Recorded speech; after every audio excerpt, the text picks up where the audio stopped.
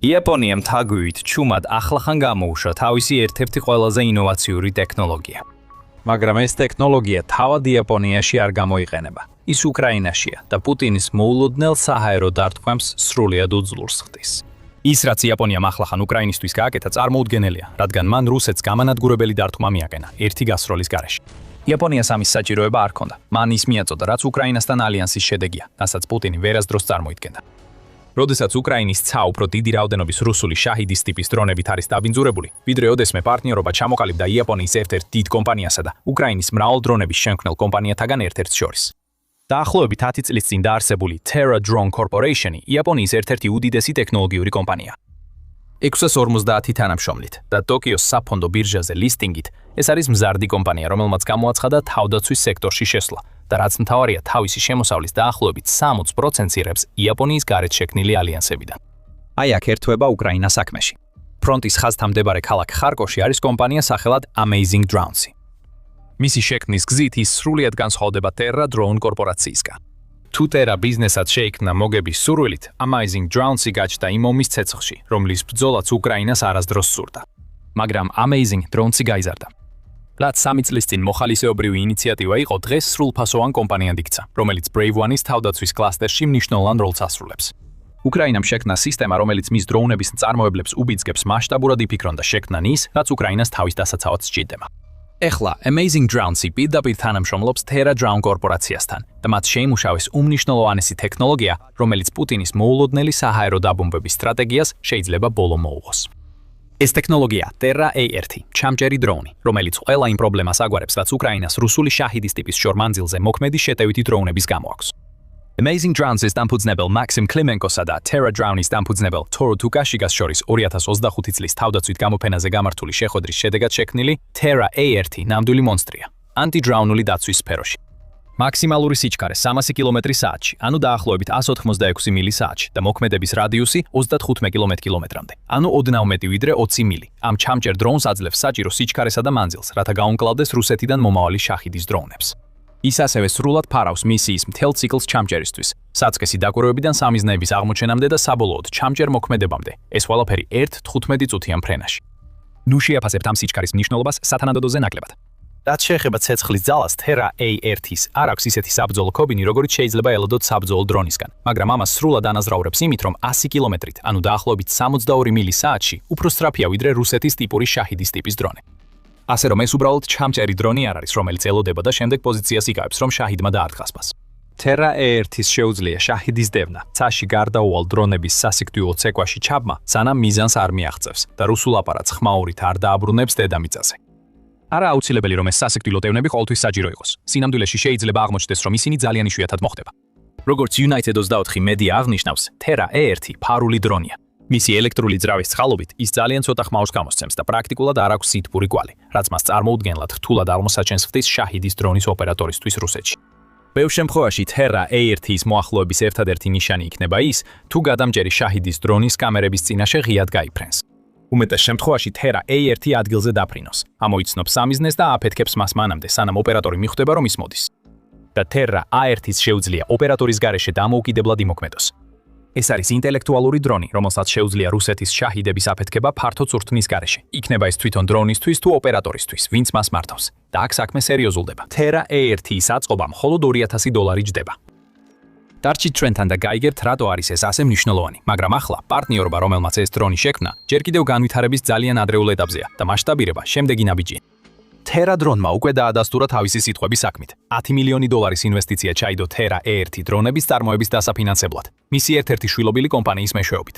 ეს არის კაპიტალი, რომელიც უკრაინისთვის უფრო მეტ სარგებელს იძლევა, ვიდრე თავად ფული. იაპონური კაპიტალის საპროცენტო განაკვეთი დაახლოებით 2%-ია, მაშინ როცა უკრაინაში ეს მაჩვენებელი დაახლოებით 20%-ს აღწევს. აქ ჩვენ ხედავთ უფრო იაპ დაფინანსებას, ვიდრე Amazing Drones საკუთარ ქვეყანაში შეეძლო მიეღო და ეს ფული მოხმარდება მეტი Terra A1-ის აშენებას, ვიდრე რუსეთს შეუძლია გაუმკლავდეს. ამჟამად წარმოება შედარებით ნელია. ერთი მუშა დღეში 2 Terra A1-ის აწყობს და უცნობია რამდენი მუშა ჰყავს Amazing Drones თავის სახელოსნოებში. მაგრამ პროცესები მარტივდება, ფული შემოდის და ძალიან მალე Terra A1 მასშტაბურად დამზადდება ისე, რომ შეიძლება გახდეს ერთ-ერთი ყველაზე მნიშვნელოვანი იარაღი, რაც უკრაინას ეკნება თავისი ცისა და ხალხის დაასაცავად რუსეთის შაჰიდებისგან. ეს მასშტაბირება უნდა განხორციელდეს ცეცხლის ქვეშ და ტოკუში გაიცის, რომ ტრადიციული ტიპის ქარხანა გამოსავალი არ არის. ასეთი ქარხნები სამიზნეებად იქცევა, მაგრამ როგორც წერა დრონის დამფუძნებელი ამბობს, უკრაინელ ინჟინერებს უკვე აქვთ პრაქტიკული ცოდნა, როგორ გააცენტრალონ წარმოება და იმუშაონ მუდმივი საფრთხის პირობებში. ჩვენაც ვსწავლობთ და განვიხილავთ ამ მიდგომას. რაც ამ თითქოს უწყინარ განცხადებაში ჩანს, ის არის, რომ ეს პარტნიორობა სულაც არ არის ერთფრივი. უკრაინა იღებს ახალ ჩამჭერ დრონებს, მაგრამ იაპონია იღებს ცოდნასა და გამოცდილებას, რომელიც საბრძოლო პირობებშია გამოცდილი და ძალიან სჭირდება სამყაროში, რომელიც სულ უფრო ქაოსში ეფლობა. ერა დრონი უკვე განიხილავს უკრაინული დრონების წარმოების დაწყებას იაპონიაში. იქ ისინი შეიძლება აშენდეს როგორც იაპონიის სასარგებლოდ, ასევე პოტენციურად უკრაინაში გასაგზავნად, რათა პუტინის ძალების წინააღმდეგ გამოიყენონ. რაც აქ ხდება ისეთივე მნიშვნელოვანია, როგორც თავად ტერა A1, რადგან უკრაინა ამყარებს ურთიერთობას იაპონიის ერთ-ერთ მთავარ კომპანიასთან, რაც ფართო ურთიერთობაში გადაიზრდება თავად იაპონიასთან. ჩვენ უკვე ვხედავდით ამის ნიშნებს. იაპონია მუდმივად უჭერდა მხარს უკრაინას რუსეთთან ომში, თუმცა ძირითადად ჰუმანიტარული მიმართულებით. თებერვალში იაპონიამ უკრაინას $3.8 მილიონი დაფილდა, რათა დაეხმაროს ომის დროს დაზიანებული კულტურული ობიექტების აღდგენაში. აპრილის პირველი მდგომარეობით უკრაინას იაპონიის მშვიდობა უკრაინაში პროექტის ფარგლებში კიდევ $1.3 მილიარდი დაფილდა. ასევე თებერვალში გაერომ გამოაცხადა, რომ გაერთიანებული ერების ინდუსტრიული განვითარების ორგანიზაციამ 47 იაპონურ კომპანიასთან გრანტის შეთანხმებები გააფორმა, რომლებიც უკრაინაში თავიანთი ბიზნეს მოდელებისა და ტექნოლოგიების ტესტირებას დაიწყება. ეს ორი ძლიერი ქვეყნის შორის მზარდი ურთიერთობის ნიშნებია. Amazing Drones-სა და Terra Drones შორის ალიანსი მხოლოდ ერთ-ერთი მაგალითია და კიდევ ბევრია. მარტში უკრაინისა და იაპონიის მთავრობებმა დაიწყეს სამთავრობათაშორისო პარტნიორობის მომზადება, რომელიც თავდაცვითი აღჭურვილობისა და ტექნოლოგიების გადაცემას უწყობს ხელს. იდეა ისაა, რომ დაეხმარონ ორ ქვეყანას უფრო მეტ ერთობლივ წარმოებაში მონაწილეობაში, რაც თავის მხრივ იარაღზე ორიენტირებულ ლოკალიზაციის პროექტებს გამოიწვევს. უკვე იაპონია განიხილავს უკრაინული საბრძოლო დრონების შეძენას, რომლებიც შეიძლება მისი შეტევითი არსენალის მნიშვნელოვან ნაწილად იქცეს, თუ ინდოწყნარ ოკეანეში დაძაბულობა გამწვავდება. უკრაინისთვის ასეთი პარტნიორობები უზრუნველყოფს იარაღისა და ფულის რეგულარულ შემოდინებას, რომელთაგან ორივეს შეუძლია გამოიყენოს რუსეთის წინააღმდეგ თავის დასაცავად. უკრაინა გლობალურ გეოპოლიტიკურ კონტექსტში მნიშვნელოვან მოთამაშედ იქცევა და ეს ყველაფერი არ მოხდებოდა, რომ არა პუტინის სულელური გადაწყვეტილება 4 წელზე მეტი ხნის წინ დაეწყო სრულმასშტაბიანი შეჭრა ქვეყანაში, რომელიც ეგონა რამდენიმე დღეში დაიშლებოდა. უკრაინამ მტკიცედ დადგა, ასე იქცევა უკვე 4 წელზე მეტია. ირონია ისაა, რომ პუტინმა უკრაინაში მხოლოდ ის მოახერხა, რომ შექმნა კიდევ უფრო ძლიერი ქვეყანა, რომელმაც დაამყარა კავშირები მოკავშირეებთან, რომლებიც არასდროს იარსებებდნენ, პუტინი რომ თავის ადგილზე დარჩენილიყო. მაგრამ ამ თემას მოგვიანებით დაუბრუნდებით. სანამ ამას გავაკეთებთ და სანამ განვიხილავთ, რატო იქნება Terra A1 მნიშვნელოვანი უშუალოდ უკრაინისთვის, მოკლედ შეგახსენებთ, რომ თქვენ უყურებთ სამხედრო შოუს. თუ ამ ვიდეოში მოცემული ანალიზი თქვენთვის სასარგებლოა, არ დაგავიწყდეთ არხის გამოწერა, რათა არ გამოგრჩეთ შემდეგი მასალები. ეხლა რატო არის Terra A1 ასეთი დიდი სარგებელი უკრაინისთვის? პასუხი რუსეთის საჰაერო ტაქტიკაშია. მას შემდეგ, რაც რუსეთმა შაჰიდის ტექნოლოგია მიიღო, ის უკრაინის წინააღმდეგ ეკონომიკური გამოფიტვის სტრატეგიას მისდევს. სხვა სიტყვებით რომ ვთქვათ, რუსეთი უკრაინაზე დრონების მასობრივ შეტევებს ახორციელებს, თანაც სულ უფრო მეტი რაოდენობით, რათა გაანადგუროს უკრაინული ინფრასტრუქტურა, ქალაქები და მოსახლეობა. ციფრები შემზარავია, თუმცა უკრაინა ბოლოს და ბოლოს იმ ეტაპზეა, რომ გრძელ დისტანციურ ბრძოლაში რუსეთს თანაბრად უპასუხოს. მარტის თვეში მარტო რუსეთმა უკრაინის მიმართულებით 6462 დრონი გაუშვა. ომის დაწყების შემდეგ პირველად უკრაინამ გადააჭარბა რუსეთის თვიურ მაჩვენებელს და საკუთარი მხრიდან 7347 გრძელ დისტანციური დრონი გაუშვა. მაგრამ ეს ახალი ეტაპია უკრაინისთვის.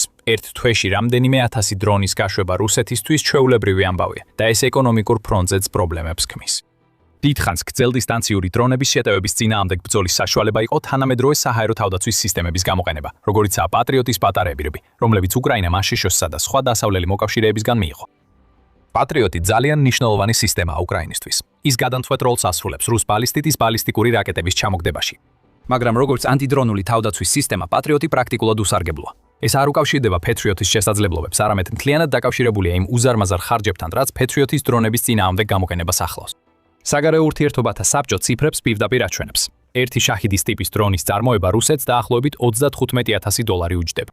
ერთი პატრიოტის მოწინავე დამჯერი რაკეტა უკრაინას $4 მილიონი უჯდება. ეკონომიკის გენიოსი არ უნდა იყო იმის გასაგებად, რომ პატრიოტი არ არის სწორი იარაღი რუსეთის დრონებთან გასამკლავებლად. თუ მარტში უკრაინას მხოლოდ ეს სისტემა ექნებებოდა ხელთ, მაგალითად უკრაინას 100%-იანი ჩამოგდების მაჩვენებლის მისაღწევად $25.8 მილიარდზე მეტი დასჭირდებოდა. რა თქმა უნდა, ეს ხარჯი აბსურდულია, მაგრამ უფრო იაფი საჰაერო თავდაცვის სისტემებიც კი იცკი, როგორიცაა კოიოტი, თითო გასვლაზე $1000 ჯდება, როგორც საბჭო აღმოჩნდა. უკრაინის მთავარი გამოწვევა რუსეთის დრონების მიერ მიყენებული ზიანის გარდა იყო ისეთი საჰაერო თავდაცვის გადაწყვეტის პოვნა, რომელიც ეკონომიკური თვალსაზრისითაც გამართლებული იქნებოდა. სწორედ აქ შეიძლება აღმოჩნდეს Terra, ერთი ყველაზე მნიშვნელოვანი იარაღი, რომელიც უკრაინის არსენალში გამოჩნდა. უკვე გითხარით, რომ Terra $1,2000 ღირს. თუ ივარავდებთ, რომ მარტში რუსეთის დრონების მასიურ შეტევებზე 100%-იანი ჩამოგდების მაჩვენებელი იყო, ეს ჯამში ოდნავ მეტია $12.9 მილიონზე. რა თქმა უნდა, ეს თანხა უმნიშვნელო არ არის, მაგრამ ბევრად ნაკლებია ვიდრე პატრიოტის მსგავსი სისტემების გამოყენება. შემდეგ არის რუსეთის ხარჯი. თუ შაჰიდის ტიპის დრონი $1,000 ღირს, მაშინ 6462 დრონი ჯამში $226 მილიონზე მეტია. უპირატესობა უკრაინას აქვს. ასეთი იარაღით, როგორიცაა Terra A1, უკრაინა გადადის იმ მდგომარეობიდან, როცა ჰაერსაწინააღმდეგო თავდაცვის დაფინანსებისთვის საკმარისი თანხის მოძიებას ცდილობდა. იმ მდგომარეობაში, როცა იცის, რომ ყოველი რუსული ავიადარტმა პუტინს ბევრად უფრო ძვირი დაუჯდება, ვიდრე უკრაინას მისი მოგერიება. დამატებითი სარგებელიც არის ის, რომ ისეთი ტექნოლოგიები, როგორიცაა Terra A1, უკრაინასა და იაპონიას საშუალებას აძლევს მიუთითონ იმაზე, რასაც ASHS-ში ახლა ირანში აკეთებს. და თქვან, ნახეთ, ჩვენ გვაქვს რამე უკეთესი და იაფი, ვიდრე პატრიოტები, რაც შეგიძლიათ გამოიყენოთ. ASHS-საც გამოადგებოდა მსგავსი რამ. ის, რასაც ახლა ირანში აკეთებს, ეფექტურობისგან ძალიან შორსაა. 20 მარტს United 24 მედიამ გაავრცელა ინფორმაცია კომენტარებზე, რომლებიც გააკეთეს უკრაინელმა დრონების სპეციალისტებმა, რომლებიც ახლო აღმოსავლეთში არიან გაგზავნილნი ირანის შაჰიდის დრონებთან დასახმარებლად. იქ ინსტრუქტორებმა იხილეს, როგორ გამოიყენა ASHS-მ ერთ საჰაერო საფრთხის გასანადგურებლად 8-მდე Patriot-ის გადამჭერი რაკეტა. სხვა შემთხვევებში ASHS-მ გამოიყენა SM-6 ტიპის რაკეტები, რომელთა თითოეულის ღირებულება დაახლოებით $6 მილიონი, რათა გაანადგუროს შაჰიდის დრონები, რომელთა ფასი მხოლოდ $70,000. უკვე გითხარით, რომ ასეთი მიდგომა უკრაინისთვის მდგრადი არ იქნებოდა. იგივე ეხება ASHS-საც, მიუხედავად მისი უზარმაზარი სამხედრო ბიუჯეტისა. ის, რაც იაპონიამ და უკრაინამ ერთად გააკეთეს, შეიძლება იყოს ის, რაც ორივეს დაეხმარება ASHS-თან უფრო მტკიცე კავშირების ჩამოყალიბებაში. მაგრამ მოდით ცოტა ხნით ისევ გადამჭერი დრონების თემას დაუბრუნდეთ. ვინც ბოლო რამდენიმე თვის განმავლობაში უკრაინის საჰაერო თავდაცვის მიდგომას აკვირდებოდა, იცის, რომ გადამჭერი დრონების კონცეფცია ახალი არ არის. უკრაინა უკვე რამდენიმე თვეა იყენებს ამ ტიპის დრონებს და ისინი განსაკუთრებით ეფექტიანი აღმოჩნდნენ. Pravdam 3 მარტის სტატიაში გააშუქა თუ რამდენად ეფექტიანი გახდა ეს ტიპის დრონები უკრაინისთვის, სადაც გამოავლინა, რომ გადამჭერმა დრონებმა ჩამოაგდეს მოსკოვის მიერ კიევზე თებერვალში გაშვებული შაჰიდის ტიპის თავდასხმეთი დრონების 70%. მთელი უკრაინის მასშტაბით გადამჭერი დრონები პასუხისმგებელნი არიან რუსეთის თავდასხმეთი დრონების 30%-ის ჩამოგდებაზე. უკრაინის შეიარაღებული ძალების მთავარსარდალმა ოლექსანდრ სივსკიმ ხაზი გაუსვა იმ განსხვავებას, რაც ამ ტიპის დრონებმა უკრაინისთვის შექმნა და განაცხადა. მიუხედავად ამინდის მნიშვნელოვნად გაუარესებისა და დარტყმის შესაძლებლობების დეფიციტისა, თებერვალში მცირე საჰაერო თავდაცვის ეფექტიანობის შემცირება არ დაუშვით. გასულ თვეში ჩვენსმა გადამჭერმა დრონებმა დაახლოებით 6300 გაფრენა განახორციელეს და სხვადასხვა ტიპის 1500-ზე მეტი რუსული უპილოტო საფრენი აპარატი გაანადგურეს. გაითვალისწინეთ, რომ ეს ტექნოლოგია ჯერ კიდევ საკმაოდ ახალია, მაგრამ უკრაინა მას სწრაფად ითვისებს. უკრაინის ეროვნული უსაფრთხოების და თავდაცვის საბჭოს განცხადებით, 2026 წელს უკრაინამ გადამჭერი დრონების შიდა წარმოება 8-ჯერ გაზარდა 2025 წელთან შედარებით. ამჟამად ამ სფეროში 20-ზე მეტი უკრაინული კომპანია მუშაობს, ხოლო დრონებს, რომელსაც უკრაინა აწარმოებს, მისიის წარმატების მაჩვენებელი 60%-ს აჯარბებს. სივსკის მონაცემების მიხედვით ასე არ ჩანს, თუმცა საბჭო შესაძლოა გულისხმობდეს გადამჭერი დრონების გამოყენების საერთო რაოდენობას და არა უშუალო შედარებას გამოყენებულ გადამჭერებსა და განადგურებულ შაჰიდებს შორის. რაც არ უნდა იყოს აშკარაა, რომ გადამჭერი დრონები უკრაინისთვის ერთ-ერთი მთავარი ტექნოლოგიაა, რომლის განვითარებაზეც ქვეყანა აქტიურად მუშაობს. ის, რასაც ეხლა უკრაინის ცაზე ვხედავთ, ამ ტექნოლოგიის განვითარების საწყის ეტაპებს წარმოადგენს. Terra A1, შემდეგი ევოლუცია, სწრაფი ავტონომიური იაფი და შექმნილია იაპონურ კომპანიასთან პარტნიორობით, რაც უკრაინისთვის ბევრ ახალ შესაძლებლობას ხსნის. და მალე ის გახდება მრავალფენიანი საჰაერო თავდაცვის ფარის ნაწილი, რომელიც ახლო მანძილზე იცავს შაჰიდის ტიპის დრონებისგან, მაშინ როცა სხვა სისტემები რუსეთის რაკეტებს უმკლავდებიან. ამ ყველაფერს უფრო ფართო მნიშვნელობა აქვს და ამაზე ვიდეოს დასაწყისში უკვე ვისაუბრეთ. რასაც ამ ახალ პარტნიორობაში ვხედავთ, არის კიდევ ერთი მაგალითი იმისა, თუ როგორ მიაღწია პუტინმა ზუსტად საპირისპიროს იმ მიზნისა, რაც სურდა, როდესაც დაიწყო თავისი ეგრეთ წოდებული სპეციალური სამხედრო ოპერაცია უკრაინაში. ეს ოპერაცია უნდა წაეშალა უკრაინა რუკიდან, მაგრამ 4 წლიანი ბრძოლის შემდეგ პუტინის ომმა უკრაინა უფრო ძლიერი გახადა, გეოპოლიტიკური თვალსაზრისით ვიდრე ოდესმე ყოფილა. გაძლიერებული პარტნიორობა უკრაინასა და იაპონიას შორის მხოლოდ ერთ-ერთი მაგალითია. ორივე მხარე ხედავს ურთიერთ სარგებელს თავდაცვის კავშირების ჩამოყალიბებაში, რაც შეუძლებელი იქნებოდა პუტინის შეჭრამდე, რომელმაც უკრაინამ მსოფლიოში უპირველეს დრონების ინოვატორად აქცია. მსგავსი ტიპის ურთიერთობების ჩამოყალიბებას ვხედავთ უკრაინასა და პარტნიორებს შორის მთელ მსოფლიოში. ახლო აღმოსავლეთში უკრაინამ 10 წლიანი თავდაცვის შეთანხმებები გააფორმა რამდენიმე სპარსეთის ყურის ქვეყანასთან, რომლებიც ეძებენ გზებს ირანული შაჰიდის დრონების წინააღმდეგ საბრძოლველად, რომლებიც საფუძვლად უდევს იმ დრონებს, რომლებსაც რუსეთი უკრაინაში უშვებს. ზოგიერთი ამტკიცებს, რომ უკრაინის ევროკავშირში გაწევრიანება შეიძლება უკვე 2027 წელს მოხდეს, რაც კიდევ უფრო გააძლიერებს უკრაინის კავშირებს იმ ბლოკთან, რომელიც უკვე მტკიცედ უჭერს მხარს უკრაინის თავდაცვას. უკრაინის დრონებმა ბევრი რამ გახადა შესაძლებელი. საუდის არაბეთი და ყატარი ადრე არასდროს იფიქრებდნენ უკრაინასთან თავდაცვის საკითხებში პარტნიორობაზე. მათ ამის საჭიროებას ვერ იგრძნობდნენ, იგივე ითქმის იაპონიაზეც. უკრაინის პრეზიდენტმა ვოლოდიმირ ზელენსკიმ უკვე თებერვალში განაცხადა, რომ უკრაინა მზად არის იაპონიას გაუზიაროს თავისი საზღვაო დრონებისა და ჩამჭერი ტექნოლოგიები და Terror A1 შესაძლოა სწორედ ამ თანამშრომლობის შედეგი იყოს. ყველა ამ ქვეყანას ჰქონდა თანამედროვე სამხედრო ტექნოლოგიები, ან თავად შექმნილი, ან პარტნიორების, მაგალითად აშშ-ს მიერ მოწოდებული. მაგრამ ახლა უკრაინა მათი ყველა გეგმის საკვანძო ფიგურაა. უცნაური და ირიბი გზით ამის მიზეზი პუტინია. მისმა ომმა უკრაინა გეოპოლიტიკურ ასპარეზზე უფრო ძლიერი გახადა. და ეს გაძლიერება მაშინ მოხდა, როცა რუსეთის გლობალური გავლენა პუტინის მმართველობის პირობებში დიდი ხანია ასე სუსტი არ ყოფილა. მხოლოდ 2026 წელს პუტინი უყურებდა, როგორ გაიყვანეს ვენესუელის ყოფილი დიქტატორი ნიკოლას მადურო ასპარეზიდან. ეს ნიშნავს, რომ ერთი მოკავშირე უკვე დაკარგულია. ირანში ქაოსმა რუსეთს კიდევ ერთი მოკავშირე, ალი ხომეინი დააკარგვინა. თუმცა ჯერ კიდევ უნდა დაველოდოთ, შეძლებს თუ არა ოპერაცია ეპიკური რისხვა რეჟიმის შეცვლას, რაც რუსეთის გავლენას სპარსეთის ყურეში მნიშვნელოვნად შეასუსტებდა. იმ დროს, როცა უკრაინის პოზიციები ამ რეგიონში ყველაზე ძლიერია, რაც კი ოდესმე ყოფილა. რუსეთს აღარ ენდობიან იარაღის გამოც კი, რადგან უკრაინაში თავისი აღჭურვილობის მარაგებს ამოწურავს და ყოველდღიურად ამტკიცებს, რომ მისი იარაღი ისეთი არ არის, როგორიც რეკლამირებული იყო. მისი ყოფილი მყიდველებიდან კიდევ უფრო მეტი სხვა მომწოდებლებს მიმართავს. ბოლო 5 წელიწადში რუსეთის იარაღის ექსპორტი 64%-ით შემცირდა, როგორც Moscow Times-მა 9 მარტს გაავრცელა. ეს მხოლოდ იმით არ აიხსნება, რომ რუსეთს მეტი იარაღი სჭირდება საკუთარი წარმოებიდან. ისეთი კლიენტები, როგორც ინდოეთი და ჩინეთია, ნაკლებს ყიდულობენ. ამ დროს ევროკავშირის ქვეყნები, რომელთა შორის უკრაინაც შეიძლება მალე იყოს, 4-ჯერ მეტი იარაღს ყიდიან ვიდრე რუსეთი. ამიტომ იაპონიის Terror 1 უკრაინისთვის პირდაპირ მნიშვნელობით ძალიან მნიშვნელოვანი იქნება. ახალი ტიპის ჩამჭერი დრონი მეტად მისასალმებელია ქვეყნისთვის, რომელიც სულ უფრო მეტად ეყრდნობა ამ ხარჯთეფექტიანი იარაღებს რუსეთის შორმანძილზე შეტევების წინააღმდეგ. მაგრამ სწორედ უფრო ფართო შედეგებია ის, რაც პუტინს უნდა აფიქრებდეს. ამ შეთანხმებით იაპონია და უკრაინა თავდაცვის სფეროში უფრო ახლოს არიან ვიდრე ოდესმე. იგივე შეიძლება ითქვას უკრაინასა და ბევრ სხვა ქვეყანაზე. პუტინი მხოლოდ უყურებს, როგორ ინგრევა რუსეთის გავლენა და იზრდება უკრაინის გავლენა. ყოველი ჩამოგდებული შაჰედი ამ რეალობას კრემლს თავში ჩააჯედებს. და ყოველი ტერორი A1, რომელიც ჰაერში აიჭრება, პუტინს ახსენებს, რომ იაპონია უკრაინის მხარესაა. მაგრამ შეიძლება პუტინი იმდენ ყურადღებას არ აქცევდეს უკრაინისა და იაპონიის ახალ ჩამჭერ დრონებს, რამდენიც უნდა მიაქციოს. ოდინის ჯადოსნური შუბი ჟღერს ისე, თითქოს პირდაპირ სკანდინავიური მითოლოგიიდან იყოს. ქმერთის მსგავსი იარაღი, რომელიც შეიძლება იყოს ჯილდო დავალების შესრულებისთვის, დიდი ის თამაში. მაგრამ ეს შუბი რეალურია. ის ახლა უკრაინაშია.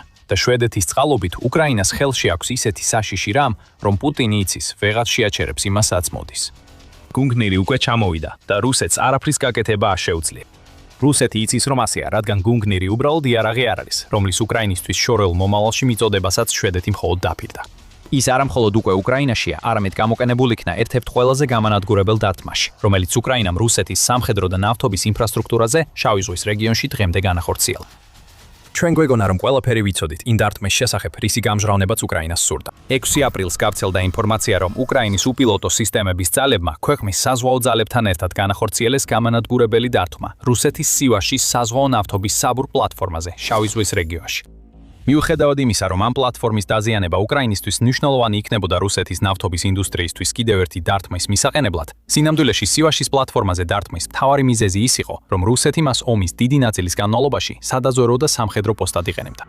პლატფორმაზე დამონტაჟებული იყო მოკლე რადიუსის საჰაერო თავდაცვის სისტემების რადარები და ელექტრონული ომის სისტემები, რაც მას ნავთობის ობიექტის ნაცვლად სამხედრო ობიექტად აქცევდა.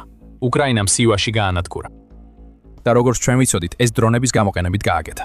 სწორედ ამას ამტკიცებდა უკრაინის უპილოტო სისტემების ძალების მეთაური რობერტ ბროუდი, როდესაც მან ტელეგრამის პოსტში შეტევის შესახებ განაცხადა. ცურავი საბურღე პლატფორმა სივაში 413 ოფრიდის ჩიტებმა დაამუშავეს საზღვაო ძალების ღრმაწყლოვანი შეტევის დანაყოფებთან ერთად, განაცხადა ბროუდიმ. და ეს არ იყო ტყუილი. მალე გამოჩნდა ვიდეო, სადაც უკრაინა სივაშზე დრონებით თავდასხმას ახორციელებს, რომლებიც როგორც ჩანს, შავი ზღვისკენ გაგზავნილი საზღვაო დრონებიდან იყო გაშვებული. აი ასე იყო. ოპერაცია დასრულდა და ჩვენ უკვე ვიცოდით, როგორ განახორციელა ეს უკრაინა. მაგრამ გარეგნობამ შეიძლება შეცდომაში შეგიყვანოს და ბროუდიმ განზრახ თუ უნებლიეთ ამ განტოლების ერთ-ერთი მთავარი ნაწილი გამოტოვა, რომელიც შემდეგ უკვე გამოაშკარავდა. სივაშზე 6 აპრილის წინა ღამეს მხოლოდ დრონები არ დაესხმენ თავს. უკრაინამ ასევე გამოიყენა შვედური გუნგნირის რაკეტები. 7 აპრილს კიევის პოსტმა გაავრცელა ინფორმაცია, რომ უკრაინის საზღვაო ძალებმა გაამჟღავნეს და შემდეგ დაადასტურეს შვედური წარმოების RBS-15 რაკეტის გამოყენება სივაშის დარტყმაში. ცნობილია როგორც გუნგნირი, რაც დაახლოებით ითარგმნება როგორც ოდინის ჯადოსნური შუბი. ეს რაკეტა ანტიგემის ძლიერ იარაღს წარმოადგენს და ამ დრომდე ნამდვილად ცნობილი არ იყო, ჰქონდა თუ არა უკრაინას ეს რაკეტა. გამოცემა იუწყება, რომ უკრაინის საზღვაო ძალების მიერ გამოქვეყნებულმა ვიდეომ აჩვენა, რომ გუნგნირი გამოყენებული იყო სივაშზე თავდასხმაში და ამ კადრებმა შოკი გამოიწვია რუსეთში. დაახლოებით 20 წამს გრძელდება ეს კადრები, სადაც ჩანს, რომ უკრაინა შვედურ რაკეტებს, როგორც ჩანს, სახმელეთო პლატფორმიდან უშვებს. All-Saint Warfare X-ის ანგარიშის მიხედვით, ეს არის გუნგნირის პირველი საჯარო გამოჩენა უკრაინის ომში. თუმცა ჩანს, რომ უკრაინას შვედეთის ძლიერი რაკეტები ბევრად ადრე ჰქონდა ხელმისაწვდომი. ამ საკითხს მალე დაუბრუნდებით. პირველ რიგში All-Saint Warfare-ის მიერ გაზიარებულ ვიდეოში, როგორც ჩანს, შვედური რაკეტის ორი გაშვება ან აჩვენები. Kyiv Post-ი ამატებს, რომ სხვა გავრცელებულ კადრებში ჩანს, როგორ ახვედრებენ ეს რაკეტები პირდაპირ დარტმას სივაშის პლატფორმაზე, რომელიც როგორც გამოცემა წეს, ყირიმის სანაპიროდან დაახლოებით 60-დან 80 კილომეტრში, ან 37-დან 50 მილში, ჩრდილო-დასავლეთით მდებარეობს. ვიდეოებსა და უფრო მკაფიო სურათებს შორის შედარება, რომლებიც ჩვეულებრივ გამოიყენება გუნგნირის გაშვებისას, დამატებით ადასტურებს, რომ უკრაინამ მართლაც გამოიყენა შვედური რაკეტა. არ უნდა უგულებელყოთ სივაშის პლატფორმის სიახლე ახლოვეც ყირიმის სანაპიროსთან. ეს გარკვეულ წარმოდგენას გაძლევთ, თუ რატომ აიქჩია უკრაინამ კონკრეტული ნავთობის საბურღი პლატფორმა სამიზნედ. ელექტრონული ომის მოწყობილობები და საჰაერო თავდაცვის სისტემები, რომლებიც რუსეთმა სივაშის პლატფორმაზე განათავსა, აშკარად იმისთვის იყო განკუთვნილი, რომ დაეცვა რუსეთის ობიექტები ყირიმში. ეხლა ეს თავდაცვითი სისტემები იწვის. ოდინის ჯადოსნური შუბით და უკრაინის დრონების შემდგომი დარტყმებით, ის ნავთობის საბურღი პლატფორმა ვეღარ შეძლებს ოკუპირებული ყირიმისთვის ადრეული გაფრთხილების სისტემად მუშაობას. ჩვენ ველით, რომ ძალიან მალე გავაშუქებთ დარტყმას ყირიმის მატერიკზე, შესაძლოა სანაპიროსთან მდებარე ობიექტებზე, რომელსაც სივაში იცავდა. მაგრამ ახლა შეგვიძლია დავადასტუროთ, რომ RBS-15 ოფიციალურად უკრაინის არსენალის ნაწილია. ამან ყველა მოუმზადებელი დაიჭირა, მათ შორის პუტინი და მისი კრემლის თანამზრახველები, რომლებიც ფიქრობდნენ, რომ უკრაინა იძულებული იყო სულ უფრო მეტად დაეღრნოს საკუთარ წარმოებულ რაკეტებს, რადგან დასავლური რაკეტების მარაგები იწურებოდა. სივაშმა პუტინს აჩვენა, რომ უკრაინა არ დგას არჩევანის წინაშე, ან ერთი, ან მეორე. მას აქვს როგორც საკუთარი რაკეტები, ასევე დასავლური რაკეტები და შეუძლია მათი გამოყენება რუსეთის მიერ ყირიმში განთავსებული ყველაზე მნიშვნელოვანი სამხედრო ობიექტების დასათმელად. ამიტომ პუტინს კიდევ ერთი დასავლური რაკეტის უკრაინისთვის მიწოდებასთან უწევს გამკლავება. და სწორედ აქ იწყება ცვლილებები ბრძოლის ველზე. გუნგნირის უკრაინაში გამოჩენა რუსეთისთვის მხოლოდ იმით არ არის საშიში, რომ ეს რაკეტა დიდ საბრძოლო ძალას წარმოადგენს. ეს ასევე კიდევ ერთი ნიშანია პუტინისთვის, რომ მისი მცდელობები შვედეთის დაშინებისა და ნეიტრალიტეტში დარჩენის იძულების შესახებ წარუმატებლად დასრულდა.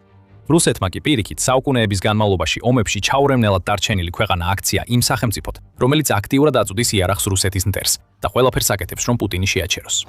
ამ პუნქტებიდან მეორესაც მალე განვიხილოთ, დარჩით ჩვენთან მანამდე. რაც შეეხება რაკეტას, რომელიც უკრაინამ ახლახან გამოიყენა სივაშის გასანადგურებლად, ეს არის უკანასკნელი რამ, რაც რუსეთს სურს უკრაინის ხელში იხილოს. რატომ? რაკეტის ძირითადი მახასიათებლების გადახედვაც კი საკმარისია ამ კითხვაზე პასუხის გასაცემად. Saab Bofors Dynamics-ის მიერ შექმნილი RBS-15, ანუ Robot System 15. თუ გსურს უფრო ზუსტად ვთქვათ, ეს სინამდვილეში ანტიგემის რაკეტების სრული ოჯახია, რომელიც შექმნილია იმისთვის, რომ გააერთიანოს გემის დამანგრეველი შესაძლებლობები, რასაც ამ ტიპის რაკეტისგან ელით. მიწის სამიზნეების დასარტყმელი შესაძლებლობით, რაც მას უკიდურესად მრავალმხრივს ხდის. რაკეტის სიშორე შეიძლება 300 კილომეტრს ან 186 მილს გადააჭარბოს, თუმცა ეს დამოკიდებულია იმაზე, თუ გუნგნირის რომელი ვერსია გამოიყენება. საბრძოლო ქობინი დაახლოებით 200 კილოგრამს, ანუ დაახლოებით 440 ფუნტს იწონის. და რაკეტა თითქმის MA-1 სიჩქარის მიღწევას ახერხებს. ის ოდნავ ნაკლებია, დაახლოებით MA-0.9-ით მოდის, მაგრამ ეს მაინც დაახლოებით 690 მილი/საათში სიჩქარეს ნიშნავს. ასე რომ უკრაინას აქვს რაკეტა, რომელიც სწრაფად მოძრაობს, ძლიერად ურტყამს და საკმარისად დიდი მანძილი აქვს, რომ გამოიყენონ შავი ზღვის, ყირიმის და ოკუპირებული უკრაინის ტერიტორიებზე სხვადასხვა მიზნების დასაბრტყმელად. Kyiv Post-ი ამატებს, რომ RBS-15 იყენებს GPS-სა და ინერციულ ნავიგაციას კომბინაციაში, რათა მიზნისკენ გასროლისას კურსზე დარჩეს. მას ასევე აქვს ტერმინალური აქტიური რადარი, რაც აძლევს თვითდამიზნების შესაძლებლობას და უზრუნველყოფს გაასროლე და დაივიწყე ფუნქციას, რაც ამ რაკეტას ესეთ ეფექტურს ხდის. ეს ფუნქცია ზუსტად იმას აკეთებს, რასაც მისი სახელწოდება გვპირდება. უკრაინა შეუძლია რაკეტაში მიზნის დაპროგრამება, გასროლა და შემდეგ აღარ იფიქროს რაიმე ხელით კორექტირებაზე ფრენისას, რადგან რაკეტა ყველაფერს თავად აკეთებს. ადრე ვახსენეთ, რომ RBS-15 სინამდვილეში რაკეტების ოჯახია. ამან გამოიწვია სპეკულაციები იმის შესახებ, რომელი ვერსიები აქვს უკრაინას და რომელი გამოიყენა სივაშის ნავთობის პლატფორმაზე დარტყმისთვის. Naval News-ს გარკვეული შესაძლო პასუხები აქვს. ის ამბობს, რომ უკრაინის საზღვაო ძალების მიერ გამოქვეყნებული ვიდეო მასალა, სადაც რაკეტა გაუშვეს, პირველ რიგში ადასტურებს RBS-15-ის გამოყენებას, რადგან გაშვეთების ჩანს ორმაგი გამონაბოლქვი. ეს არის მახასიათებელი, რომელიც შვედურ რაკეტას ახასიათებს და ასევე ის არ აქვს არც ერთ სხვა რაკეტას, რომელიც უკრაინის არსენალშია ცნობილი. გამოცემა ამატებს, რომ უკრაინამ სავარაუდოდ გამოიყენა გუნგნირის ან Mark 3 ან Mark 4 ვერსია, რომელთაც ორივეს რამდენიმე განახლება აქვს ადრეულ ვარიანტებთან შედარებით. მათგან ერთ-ერთი განახლებაა სიშორის გაზრდა 200 კილომეტრზე, ანუ 124 მილის ზემოთ. უკრაინა გუნგნირს იყენებს შავი ზღვის რეგიონში რუსული ობიექტების დასარტყმელად. ეს გაზრდილი სიშორე აუცილებელია. ასევე აღსანიშნავია, რომ უკრაინის სამიზნე იყო უცნაური კომბინაცია ხმელეთსა და ზღვის ობიექტს შორის. საზღვაო ნავთობის პლატფორმა ზუსტად ხომალდი არ არის, თუმცა შეიძლება ითქვას, რომ მას აქვს გარკვეული საერთო მახასიათებლები, განსაკუთრებით იმის გამო, რომ ოკეანეშია განთავსებული. ამავე დროს ეს ნამდვილად არ არის ხმელეთის სამიზნე, თუმცა მას ექნება ისეთი ძლიერი და სუსტი მხარეები, რომლებიც ხომალდებზე არ გვხვდება. ეს ნაზავი კიდევ უფრო ზრდის ალბათობას, რომ გამოყენებული იქნებოდა RBS-15-ის Mark 3 ან 4 ვერსია, რადგან ეს შვედური რაკეტის ვერსიებია, რომლებიც შექმნილია როგორც ხმელეთზე, ასევე ზღვაზე სამიზნეების დასარტყმელად. მრავალმხრივობაა სწორედ ის მთავარი თვისება, რაც ოდინის ჯადოსნურ შუბს უკრაინის არსენალში ასეთ დიდ დამატებად აქცევს. თუმცა კიდევ ერთი ფაქტორია მოქმედებაში. ეს ფაქტორი მარტო ყველაფერს ცვლის და RBS-15-ის იდეალურ არჩევანად აქცევს იმ დარტყმისთვის, რომელიც უკრაინამ ახლახან განახორციელა. მაგრამ სანამ ამას მივადგებით, ეს არის მოკლე შეხსენება, რომ თქვენ უყურებთ სამხედრო შოუს. თუ ასეთი ანალიზი გსურთ, ნახოთ დარწმუნდით, რომ არხზე გამოწერილი ხართ. ეხლა მეორე ფაქტორი. RBS-15 უკვე კარგი არჩევანი იყო სივაჟზე თავდასხმისთვის, მისი სიშორისა და სიმძლავრის გამო. თუმცა პლატფორმასთან დაკავშირებით კიდევ ერთი რამ არის, რაც ვიდეოს დასაწყისში ვახსენეთ და შესაძლოა თქვენი ყურადღება მიიპყრო. უკრაინის მიერ გასანადგურებლად შერჩეული ნავთობის პლატფორმაზე განთავსებული საჰაერო თავდაცვის რადარების გარდა, რუსეთის სივაშის ნავთობის პლატფორმას იყენებს თავისი ელექტრონული ომის, ანუ EW მოწყობილობებისთვისაც. ელექტრონული ომის საშუალებით რუსეთს შეუძლია GPS სიგნალების დაბკოლება და როგორც დრონების, ისე რაკეტების კურსიდან გადაყვანა. აქ შემოდის თამაშში RBS-15-ის რაკეტა. ოპტიმიზებულია არა მხოლოდ სანაპირო და ღია ზღვის გარემოში მოქმედებისთვის, არამედ აღჭურვილია ელექტრონული ჩარევის საწინააღმდეგო საშუალებებითაც. სხვა სიტყვებით რომ თქვათ, გუნგნირს საკუთარი ელექტრონული ომი აქვს, რომელსაც შეუძლია გამოიყენოს რუსეთის მიერ უკრაინის რაკეტებისა და დრონების წინააღმდეგ გამოყენებული ელექტრონული ომის გასანეიტრალებლად. ესაა ცეცხლის წინააღმდეგ მიდგომა. ეს ნიშნავს, რომ RBS-15 ბუნებრივად მდგრადია GPS-ის ჩახშობისა და მოტყუების ტექნიკების მიმართ, რომელსაც სივაშის პლატფორმაზე დამონტაჟებული ელექტრონული ომის მოწყობილობები იყენებენ, რათა შეაჩერონ ისეთივე შეტევები, როგორიც უკრაინამ 6 აპრილს განახორციელა. ასე რომ ოდინის ჯადოსნურმა შუბმა სავარაუდოდ საფუძველი დაუდო იმას, რაც მოგვიანებით უნდა მომხდარიყო. უკრაინამ თავისი შვედური რაკეტები გამოიყენა რუსეთის სივაშის ელექტრონული ომის სისტემების გასანადგურებლად და შემდეგ უკვე ჩვენთვის ცნობილ დრონების იერიშებს მიმართა. ამ დრონებმა სივაშის ელექტრონული ომის სისტემების გარეშე შეძლეს ნავთობის საბურღი პლატფორმის საჰაერო თავდაცვის რადარებზე ისეთი სიზუსტით დარტყმა, რაც სხვაგვარად შეუძლებელი იქნებოდა. ეს დარტყმის წარმოუდგენლად გონიერი და მრავალფენიანი მიდგომა. უკრაინამ კიდევ ერთხელ აჩვენა რუსეთს, რომ მისი ღრმა დარტყმების მიდგომა გაცილებით სცილდება უბრალოდ რაკეტებისა და დრონების სამიზნეზე მიმართვას და იმედს, რომ ისინი მიზანს მოხვდებიან. სივაშზე დარტყმა ყველა ეტაპზე კარგად იყო დაგეგმილი და გუნგნირი იყო მთავარი, რაც მთელ ოპერაციას ამუშავებდა. ეს პუტინს დააფიქრებს. მან იცის, რომ სივაშის განადგურებამ შესაძლებელი გახადა მომავალში რუსეთის ობიექტებზე დარტყმები ყირიმში, იმში, მაგრამ მთავარი კითხვა, რომელსაც ის საკუთარ თავს დაუსვამს, არის როგორ მოხდა ეს საერთოდ. რუსეთი მოულოდნელად აღმოჩნდა დაუცველი, რადგან უკრაინამ გამოიყენა იარაღი, რომელიც აქამდე არ გამოუყენებია. თუმცა თუ პუტინი ყურადღებით იქნებოდა, მას მაინც ექნებოდა ეჭვი, რომ რაღაცა მსგავსი შეიძლება მომხდარიყო. თუმცა ოდინის ჯადოსნური შუბის გამოჩენა თითქოს ჩუმად მოხდა. სინამდვილეში ეს უკრაინასა და შვედეთს შორის დიდი ხნის განმავლობაში მიმდინარე მოლაპარაკებების შედეგია. შვედეთმა საკმაოდ ადრე დააფიქსირა თავისი პოზიცია, თუ ვის უჭერდა მხარს პუტინის 2022 წლის თებერვალში უკრაინაში შეჭრის შემდეგ. უკვე 2022 წლის ივნისში ქვეყანამ თავდაცვის პაკეტი დაამტკიცა, რომლის მიხედვითაც უკრაინას ანტიტანკურ იარაღს 12.7 მმ-იან შაშხანებს და რაც ყველაზე მთავარია, RBS-17-ის ანტიგემის რაკეტებს გაუგზავნიდა. ეს კონკრეტული რაკეტა ფაქტობრივად ამერიკული Hellfire-ის შვედური ვერსია. მხოლოდ ის იყო ადაპტირებული ისე, რომ შეიძლებოდა გაშვებულიყო როგორც საბრძოლო გემებიდან, ასევე სახმელეთო გაშვების პოსტიდან, რომელიც მარტივად შეიძლებოდა დამონტაჟებულიყო და აეშალა უკრაინის სანაპიროს ნებისმიერ წერტილში. ეს იყო გაფრთხილება რუსეთისთვის. შვედეთი მზად იყო ომის დაწყებისთანავე მიეცა უკრაინისთვის რაკეტები და როგორც მილიტანი მინდროს აღნიშნა, გაცილებით ძლიერი RBS-15 ჯერ კიდევ ელოდა თავის რიგს. თუმცა RBS-17-ის მიღების შემდეგ 2 წლის განმავლობაში შვედური რაკეტების მიმართულებით ბევრი არაფერი ხდებოდა და შემდეგ რაღაც შეიცვალა. იმ დროს ამის შესახებ ბევრი არაფერი გვსმენია და მედიაშიც ნაკლებად გააშუქეს. მაგრამ Kiev Post-ის მიხედვით შვედეთმა და უკრაინამ 2024 წლის რომელიღაც ეტაპზე ხელი მოაწერეს შეთანხმებას RBS-15 რაკეტების უკრაინისთვის გადაცემაზე. ეს ნიშნავს ორ რამეს. ან შვედეთს დაახლოებით 2 წელი დასჭირდა შეთანხმების შესასრულებლად, რის გამოც ახლა ვხედავთ გუნგნირის გამოჩენას უკრაინაში. ან უკრაინამ ეს რაკეტა რამდენიმე თვის წინ, თუ არა წლების წინ მიიღო და უბრალოდ იდეალურ დროს ელოდა მის გამოსატენებლად. როგორც არ უნდა იყოს, რუსეთმა ახლახან ოდინის ჯადოსნური შუბის ძალა იგრძნო და შეიძლება კიდევ უფრო უარესი წინ ელოდებოდეს. კიევის პოსტი ამატებს, რომ შვედეთი ერთადერთი ქვეყანა სულაც არ არის, რომელიც RBS-15-15-ის იყენებს. წაილანდი, ალჟირი, ბულგარეთი, პოლონეთი, გერმანია, ფინეთი და ხორვატია ასევე იყენებენ ამ რაკეტას. ამ ქვეყნებიდან ყველა ევროპული ქვეყანა აქტიურად უჭერს მხარს უკრაინის თავდაცვას რუსეთის წინააღმდეგ და მათ წარსულში უკრაინისთვის იარაღი აქვთ გადაცემული. ეხლა ვიცით, რომ შვედეთმა უკრაინასთან გააფორმა შეთანხმება RBS-15 რაკეტების გადაცემაზე, მაგრამ რა ხდება გერმანიასა და ფინეთთან? მათაც აქვთ მსგავსი შეთანხმებები მზადებაში. ეს შეთანხმებები უკვე გაფორმებულია და ჩვენ უბრალოდ არ გვსმენია ამის შესახებ. შეიძლება ახლა დაიწყოს მოლაპარაკებები გუნგნირის გადაცემაზე, როცა უკრაინამ ზუსტად იცის, რამდენად სასარგებლოა მისი შვედური რაკეტები რუსეთის წინააღმდეგ. ეს ყველაფერი კითხვებია, რომლებზეც ამ ეტაპზე პასუხი არ არსებობს.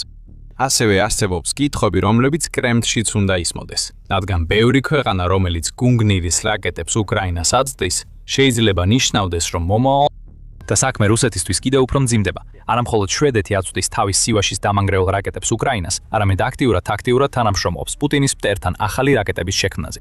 ამის შესახებ იტყობინება Defense Express, რომელმაც 2025 წლის იანვარში გაავრცელა ინფორმაცია, რომ უკრაინისა და შვედეთის თავდაცვის წარმომადგენლები შეხვდნენ და შეთანხმდნენ ახალ ერთობლივ ინიციატივაზე, შორ მანძილზე მოქმედი იარაღის შესაქმნელად.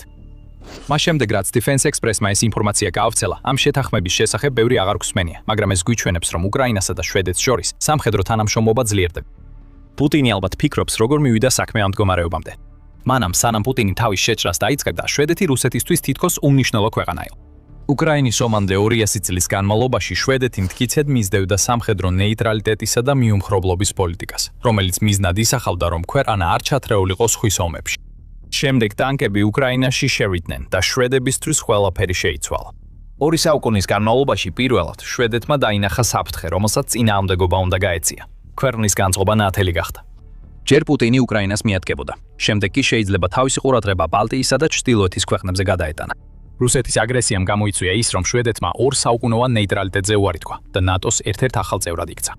ეს ნაბიჯი ოფიციალურად მარტში 2024 წელს განხორციელდა და შედეგად კოლექტიური თავდაცვის ორგანიზაცია გაფართოვდა, რომელსაც პუტინი ხშირად იყენებდა თავის თავდასხმაზე ერთ-ერთ მიზეზად. რუსეთს სურდა, რომ ნატო შემცირებულიყო. აღმოსავლეთ ფლანგზე მდებარე ქვეყნები, რომლებიც პუტინის აზრით ძალიან მიუახლოვდნენ რუსეთის ტერიტორიას, ორგანიზაციიდან გაეძევებინა. თუმცა პუტინის შეჭრით მიღწეული ყველაფერი სულ მცირე შვედეთის თვალსაზრისით, მხოლოდ ისაა, რომ ნეიტრალური ქვეყანა მტრად აქცია. ნატოს მიღმა შვედეთმა ასევე მხარი დაუჭირა უკრაინას. ამაზე უკვე ვისაუბრეთ, როდესაც ვახსენეთ რაკეტებისა და იარაღის გადაცემა, რომელიც ჯერ კიდევ 2022 წლის ივნისში დაიწყო. მაგრამ შვედეთსა და უკრაინას შორის ალიანსი ბევრად უფრო ღრმაა და ეს კრემლისთვის სერიოზული პრობლემაა. 2022 წლის თებერვლიდან შვედეთმა უკრაინის საომარ ძალისხმევას 13.7 მილიარდ დოლარზე მეტი შეწირა. ასევე იდება შეთანხმებები, როგორც ხედავთ RBS-15 რაკეტების უკრაინაში გადაცემის მაგალითზე. სხვა შეთანხმებები კიდევ უფრო საშიში იარაღებს ეხება, მაგალითად უკრაინასა და შვედეთს შორის გაფორმებული ხელშეკრულება, რომლის მიხედვითაც შვედეთი მომდევნო 10 წლების განმავლობაში უკრაინას 150-მდე გრიპენის გამანადგურებელს გადასცემს. შვედეთს რუსეთი კულტურულ სამიზნეში ჰყავს, როგორც შვედეთისა და უკრაინის კულტურის მინისტრებს შორის შეხვედრები აჩვენებს, მას სურს თავის ახალ მოკავშირესთან ერთად ყველა სფეროში დერუსიფიკაციაზე იმუშაოს. როცა ვლადიმერ პუტინმა უკრაინაში შეიჭრა, მას სწრაფად უნდა მოეგო. ასე წოდებული სპეციალური სამხედრო ოპერაცია რამდენიმე დღეში უნდა დასრულებულიყო და რუსეთი ამ გამარჯვებას გამოიყენებდა სხვა ევროპული ქვეყნების შესაშინებლად. მაგრამ როცა უკრაინამ თავი დაიცვა და რუსეთი ჩაეფლო ომში, რომელიც უკვე 4 წელზე მეტია გრძელდება, ვლადიმერ პუტინმა მხოლოდ ის მოახერხა, რომ კატალიზატორი გახდა ისეთი ალიანსების შექმნისთვის, რომლებიც არასდროს იარსებებდა, მისი ძალები რომ ადგილზე დარჩენილიყო. ეხლა შვედეთი მტრად იქცა, რომელიც აქტიურად აღიქვამს რუსეთს როგორც ყველაზე დიდ საფრთხეს თავისი ეროვნული უსაფრთხოებისთვის. და სწორედ ამან შექმნა საფუძველი იმ თანამშრომლობისთვის უკრაინასა და შვედეთს შორის, რასაც დღეს ვხედავთ. ამიტომ ოდინის ჯადოსნური შუბის რუსეთის წინააღმდეგ გამოყენება მნიშვნელოვანია იმ კისიერი შედეგების გამო, რაც მან მოიტანა. უკრაინის შვედურმა რაკეტებმა გაანადგურეს შავი ზღვის მნიშვნელოვანი რადარისა და ელექტრონული ომის პოსტი, რაც გამოიწვევს მეტი საჰაერო დერეფნის შექმნას, რომლითაც უკრაინის რაკეტებსა და დრონებს შეეძლებათ ყირიმის მიმართულებით გადაადგილება და დარტყმა. მაგრამ ალბათ უფრო მნიშვნელოვანია ის, რასაც ეს დარტყმა წარმოადგენს, ვიდრე თავად დარტყმა. პუტინმა შექმნა შვედური მონსტრი და ახლა როცა ეს მონსტრი უკრაინასთან ერთად მოქმედებს, ოკუპირებულ ტერიტორიებზე არც ერთი ადგილი აღარ არის უსაფრთხო უკრაინის რისხვისგავისგან. გუნგნირი ერთადერთი იარაღი არ არის, რომელიც სკანდინავიური მითოლოგიით არის შთაგონებული და რომელსაც შვედეთი რუსეთთან ბრძოლაში იყენებს. ომებმა უკრაინაში და ახლა უკვე სპარსეთის ყურეში დაანგრიეს ჩვეული ბრძოლის წესები. ყველა მხარე ამ კონფლიქტებში მასიურად იყენებს დრონებს, როგორც წინახაზზე, ასევე შორ მანძილზე დარტყმებისთვის, ფრონტის უკან. დაიწყო მასიური შეიარაღების რბოლა, სადაც მსოფლიოს ქვეყნები სასწრაფოდ ცდილობენ შექმნან ყველაზე მომაკვდინებელი, მასშტაბირებადი და ეკონომიური საბრძოლო დრონები. ამავე დროს პარალელურად დაიწყო არანაკლებ მნიშვნელოვანი შეიარაღების რბოლა ანტიდრონული ტექნოლოგიების მიმართულებით. ასევე ცნობილია როგორც CUAS გადაწყვეტილებები. დრონების საწინააღმდეგო ძალისხმევა მოიცავს ყველაფერს. იაფასიანი ხელისბადე იარაღებიდან დაწყებული 100 მილიონი დოლარის ღირებულების მოწინავე რაკეტურ სისტემებამდე. მაგრამ ეხლა შვედურმა გიგანტმა Saabმა წარმოადგინა უნიკალური კონცეფცია, რომელიც უკვე გამოცდილია მოქმედებაში და შესაძლოა მთლიანად შეცვალოს ნატოს დრონების წინააღმდეგ ბრძოლის მიდგომა. Loki. მოდით უფრო ახლოდან დავაკვირდეთ Loki-ის სისტემას. რა ხდის მას ასეთ ინოვაციურ კონცეფციად და როგორ შეუძლია მას სამუდამოდ შეცვალოს დრონებთან ომი. ეხლა CUAS, დრონების საწინააღმდეგო სისტემები, დიდი ბიზნესი გახდა. დრონების შეჭრის სერია ევროპის საჰაერო სივრცეში 2025 წლის შუა და ბოლოს აჩვენა, რამდენად მოუმზადებელი იყო ევროპის დიდი ნაწილი დრონების ჯგუფური თავდასხმისთვის, რომელსაც უკრაინა და სულ უფრო მეტად რუსეთი იძულებულნი არიან მუდმივად გაუმკლავდნენ. ტრადიციულმა რაკეტაზე დაფუძნებულმა საჰაერო თავდაცვის სისტემებმა, როგორიცაა MIMAS-4 Patriot და IRIS-T, ეფექტურობა აჩვენეს რუსეთის Shahid Juranis ტიპის გრძელდისტანციური დრონების განადგურებაში. ეფექტურია, მაგრამ არ არის ხარჯთ ეფექტური. უბრალოდ არ არის მიზანშეწონილი მრავალმილიონიანი დამჯერი რაკეტების გამოყენება 10,000-ობით ღირებულების დრონების ჩამოსაგდებად, განსაკუთრებით მაშინ, როცა დრონების წარმოება შესაძლებელია დღეში 100-ობით ერთეულით, ხოლო დამჯერი რაკეტების წარმოება წელიწადში მხოლოდ 100-ობით ერთეულით. ამიტომ დაიწყო რბოლა CUAS გადაწყვეტილებების შესაქმნელად. ეხლა 2026-2030 წლებში ნატოს წევრები და მათი მჭიდრო მოკავშირეები სავარაუდოდ დახარჯავენ 210 მილიარდ დოლარზე მეც საჰაერო და სარაკეტო თავდაცვის შესაძლებლობებზე. ამ თანხის დიდი ნაწილი დაიხარჯება მაღალი დონის სისტემებზე, როგორიცაა Patriot-ი, IRIS-T და SAMP სისტემები. მაღალი დონის საფრთხეებისგან, როგორიცაა რუსული და ირანული ფრთოსანი რაკეტები და ბალისტიკური რაკეტები, დაცვა დღესაც ივე კრიტიკულია, როგორც ადრე. თუმცა მილიარდები მიედინება საჰაერო თავდაცვის სისტემებშიც, რომლებიც სპეციალურად დრონებზეა ორიენტირებული. განსაკუთრებით ისეთ სისტემებზე, რომლებიც უზრუნველყოფენ მისაღებ ხარჯ ეფექტურობას და მარტივად იწარმოება დარმოება დიდი რაოდენობითა და სწრაფად. უახლესი უმანქანო საჰაერო სივრცე 2026. გლობალური ანტიდრონული სისტემების დირექტორია ასახელებს 1000-ზე მეტ ანტიდრონულ სისტემას 550-ზე მეტი კომპანიისგან, რომლებიც ამჟამად მუშავდება ან უკვე იწარმოება მსოფლიოს მასშტაბით. დირექტორია სისტემებს 11 სხვადასხვა კატეგორია თხოვს.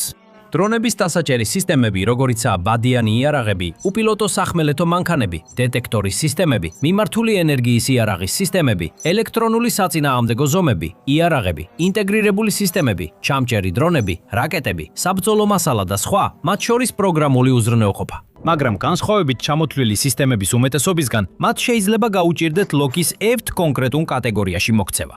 რადგან ამ სისტემას განსაკუთრებულს ახდის დრონების ჩამოგდების რაიმე ახალი მაღალტექნოლოგიური მეთოდი ან ხელოვნური ინტელექტის ინოვაციური გამოყენება. სინამდვილეში მისი სილამაზე იმაშია, რომ პრაქტიკულად აერთიანებს არსებულ და ხელმისაწვდომ კომპონენტებს, რათა შეიქმნას ძალიან ეფექტური და ხარჯთ ეფექტური სისტემა. Saabმა არც სადა ბორბლის თავიდან გამოგონება, არც ჰქონდათ ამის საჭიროება.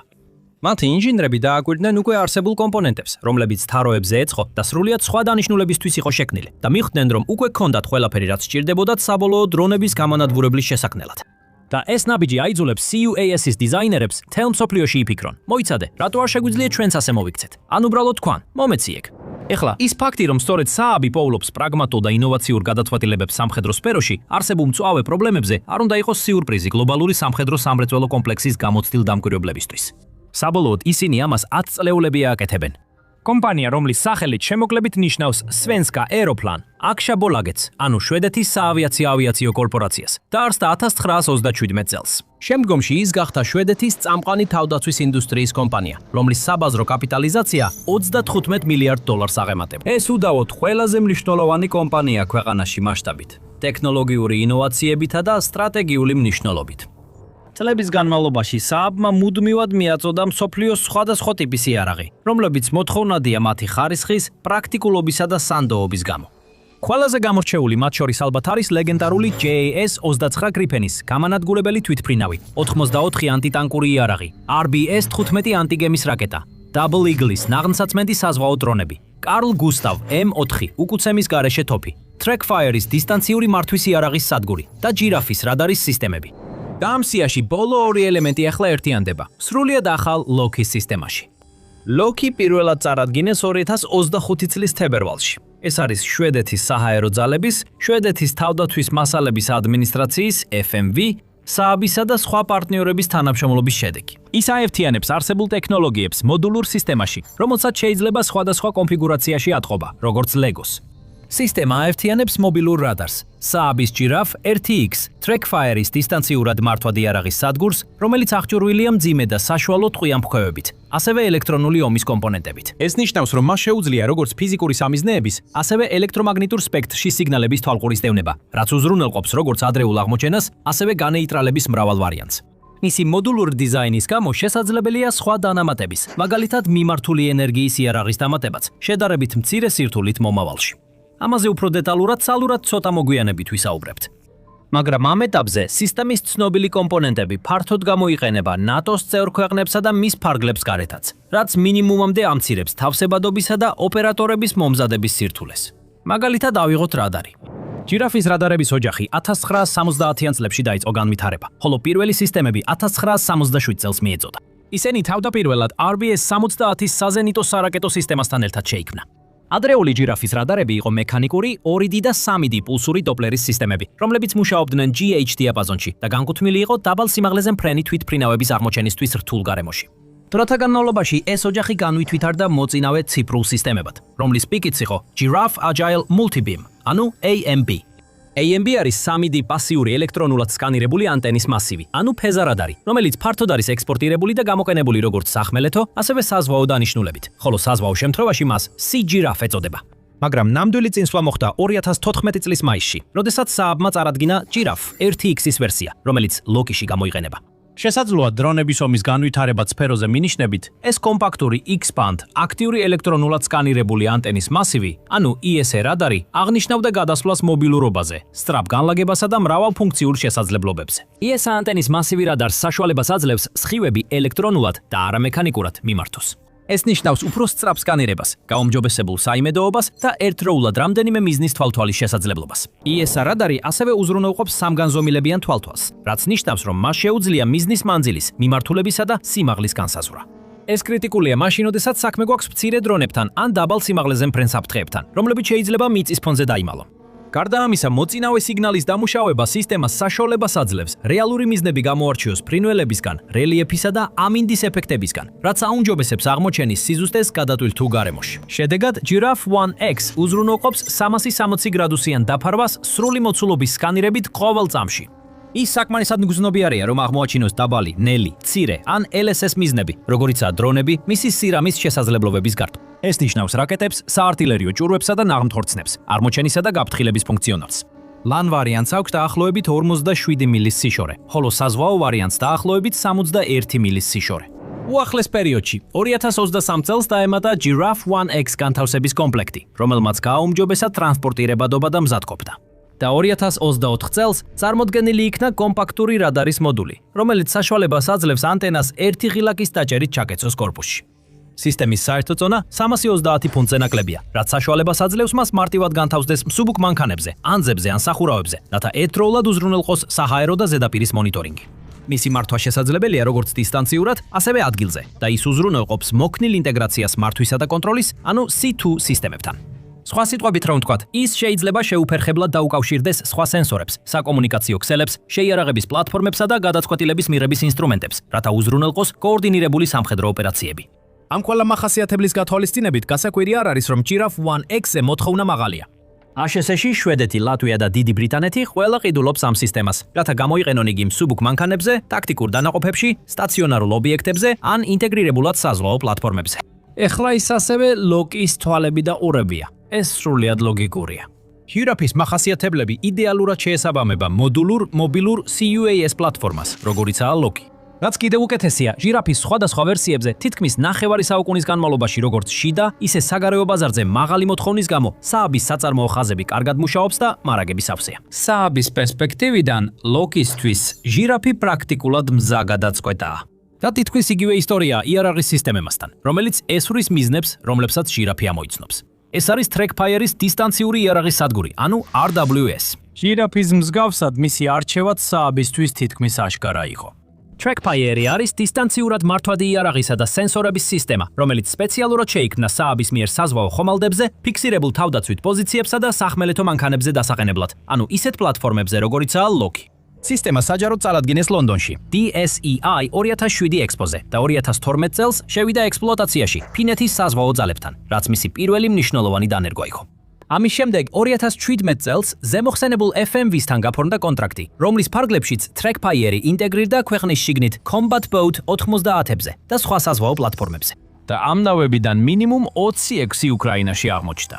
2022 წლიდან შვედეთმა უკრაინას გაუგზავნა პირდაპირი სამხედრო დახმარების 21 პაკეტი, რომლის საერთო ღირებულება 11.3 მილიარდი დოლარია. დახმარებაში შედიოდა მოწინავე იარაღის სისტემები, როგორიცაა არჩერის артиლერია, Streets 122 ტანკები, საჰაერო თავდაცვის სისტემები და CB-90 ტიპის ნავები, როგორიცაა TrackFire RWS. 10 CB-90 უკრაინას გადაეცა 2024 წლის თებერვალში, ხოლო დამატებით 16 2025 წლის იანვარში. როგორც აღმოჩნდა, ეს TrackPier-ის ინტეგრაციები იყო სისტემის ძველი კონფიგურაციის ერთ-ერთი ბოლო მაგალითი. ახალი კონფიგურაცია, რომელიც უდავოდ ძლიერ იყო გავლენილი უკრაინის ომის გამოცდილებით, მალე უნდა გაემჟღავნებინათ. TrackFire RS-ი ასევე წარადგინეს DSEI-ზე, თუმცა ეს უკვე 2025 წლის გამოფენაზე მოხდა.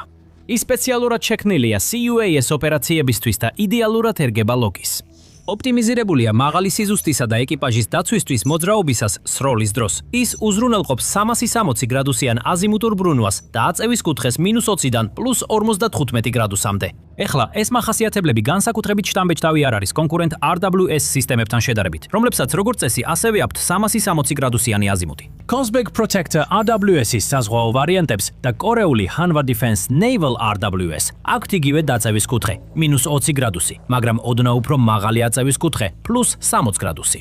Rheinmetall RMG 30 RWS-ის ვარიანტები, როგორც წესი, გთავაზობენ -15 გრადუსიდან +60 გრადუსამდე აწევის კუთხეს, ხოლო თურქული Aselson Stamp Naval RWS ყველა მათგანს აჯობებს -15 გრადუსიდან +55 გრადუსამდე დიაპაზონით.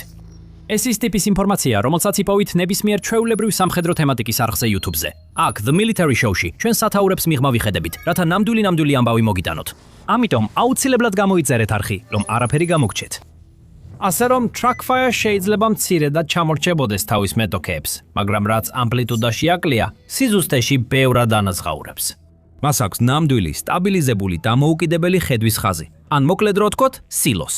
ეს ნიშნავს, რომ დამოუკიდებლად სტაბილიზებული სენსორის მოდული გამიჯნულია იარაღის ღერძებისგან და შესაბამისად იზოლირებულია იარაღის უკუცემის ეფექტებისგან. ეს ოპერატორს საშუალებას აძლევს შეინარჩუნოს უწყვეტი ხედვის ხაზი სამიზნეზე, რაც მნიშვნელოვნად ამცირებს სამიზნის დაფიქსირების დროს.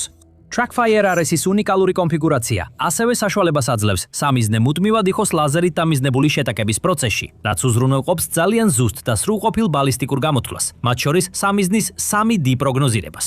მაგრამ ნამდვილი ღირებულება ალბათ ეს არის. ეს მოდულური სისტემაა, რომელიც შექმნილია კონფიგურირებადი, ურთიერთთავსებადი და სხვადასხვა პლატფორმებზე განსახორციელებლად. არსებობს ორი ძირითადი ერთეული, რომლებზეც სხვა კომპონენტების მიერთება შეიძლება. პირველი არის დირექტორის ერთეული, ანუ DU, რომელიც შეიცავს სენსორის მოდულს, ანუ SMs. DU უკავშირდება ადამიანის და მანქანის ინტერფეისს, ანუ HMI-ს, რომელიც მოიცავს მსროლელის ეკრანს, ცეცხლის მართვის პანელს, საკონტროლო სახელურს და ვიდეო ტრეკერს. პრაქტიკულად ეს ნიშნავს, რომ ეკიპაჟს აქვს გარემოსა და სამიზნეების ძლიერი ვიზუალური წარმოდგენა ხელთ. ოპერატორებს შეუძლიათ პირდაპირ ამოიცნონ საფრთხეები, აირჩიონ შესაბამისი რეაგირება და გახსნან ცეცხლი ისე, რომ ვიზუალური კონტაქტი ეკრანებთან არ დაკარგონ. ორმაგი მართვა უზრუნველყოფს შესაძლებლობების გაზიარებას, რაც კიდევ უფრო ამცირებს რეაგირების დროს და ამცირებს სენსორიდან მსროლელამდე ციკლებს. გარდა ამისა, სისტემა მზად არის სხვა პლატფორმებთან ინტეგრაციისთვის, რაც ნიშნავს, რომ მიზნობრივი გამოსახულების მონაცემების გადაცემა შესაძლებელია როგორც პლატფორმის შიგნით, ასევე სხვა პლატფორმებთან. რაც შეეხება მის ცეცხლის ძალას, მოქნილობა TrackFire-ის მთავარი თვისებაა. შესაძლებელია სხვადასხვა ტიპის იარაღის დამონტაჟება, ხშირად ერთმანეთთან კომბინაციაშიც კი. RS-ის ვარიანტი სტანდარტულად აღჭურვილია 30x113 მმ-იანი M230LF Bushmaster-ის ჯაჭვური ქვემეხით. თუმცა მას ასევე შეუძლია Browning-ის გამოყენებაც. M2 HMG 127 მიანი მძიმე ტყვიამფრქვევი, FN MEG 58 762 მიანი მრავალფუნქციური ტყვიამფრქვევი, MK19 40x43 მიანი და HNK GMG 40x43 მიანი კუმბარ-მტყორცნები და მსუბუქი რაკეტები. ასევე შეგიძლიათ დაამატოთ დამატებითი საშუალებები, როგორიცაა არალეტალური ეფექტორები და ჩამხშობები.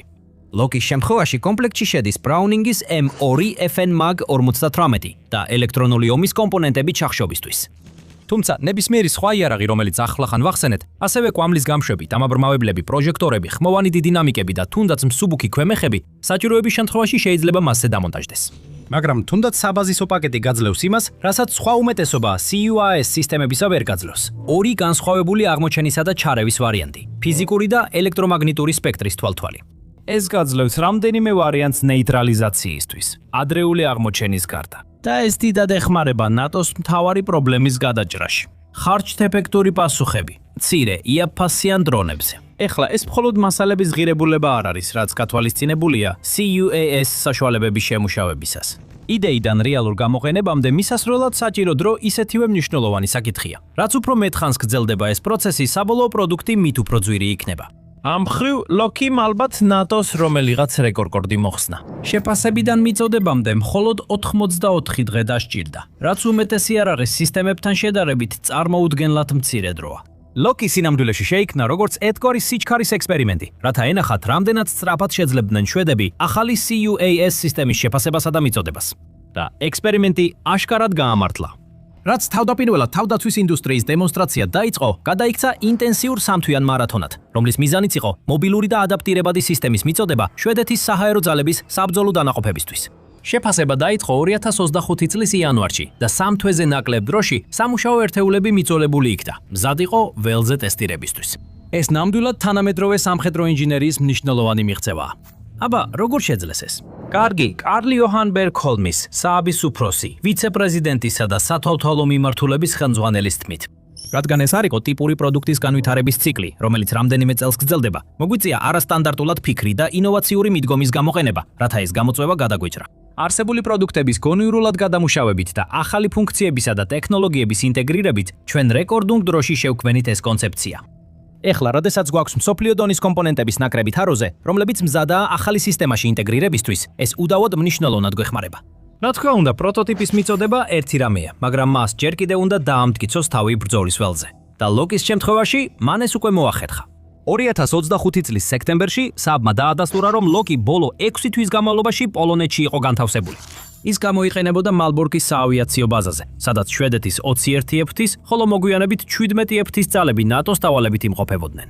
მათი ამოცანა ძირითადად მოკავშირეთა ობიექტების დაცვა იყო, მათ შორის ლოგისტიკური ცენტრის, რომელიც უკრაინისთვის სამხედრო დახმარების გადაცემის მთავარ ჰაბს წარმოადგენდა.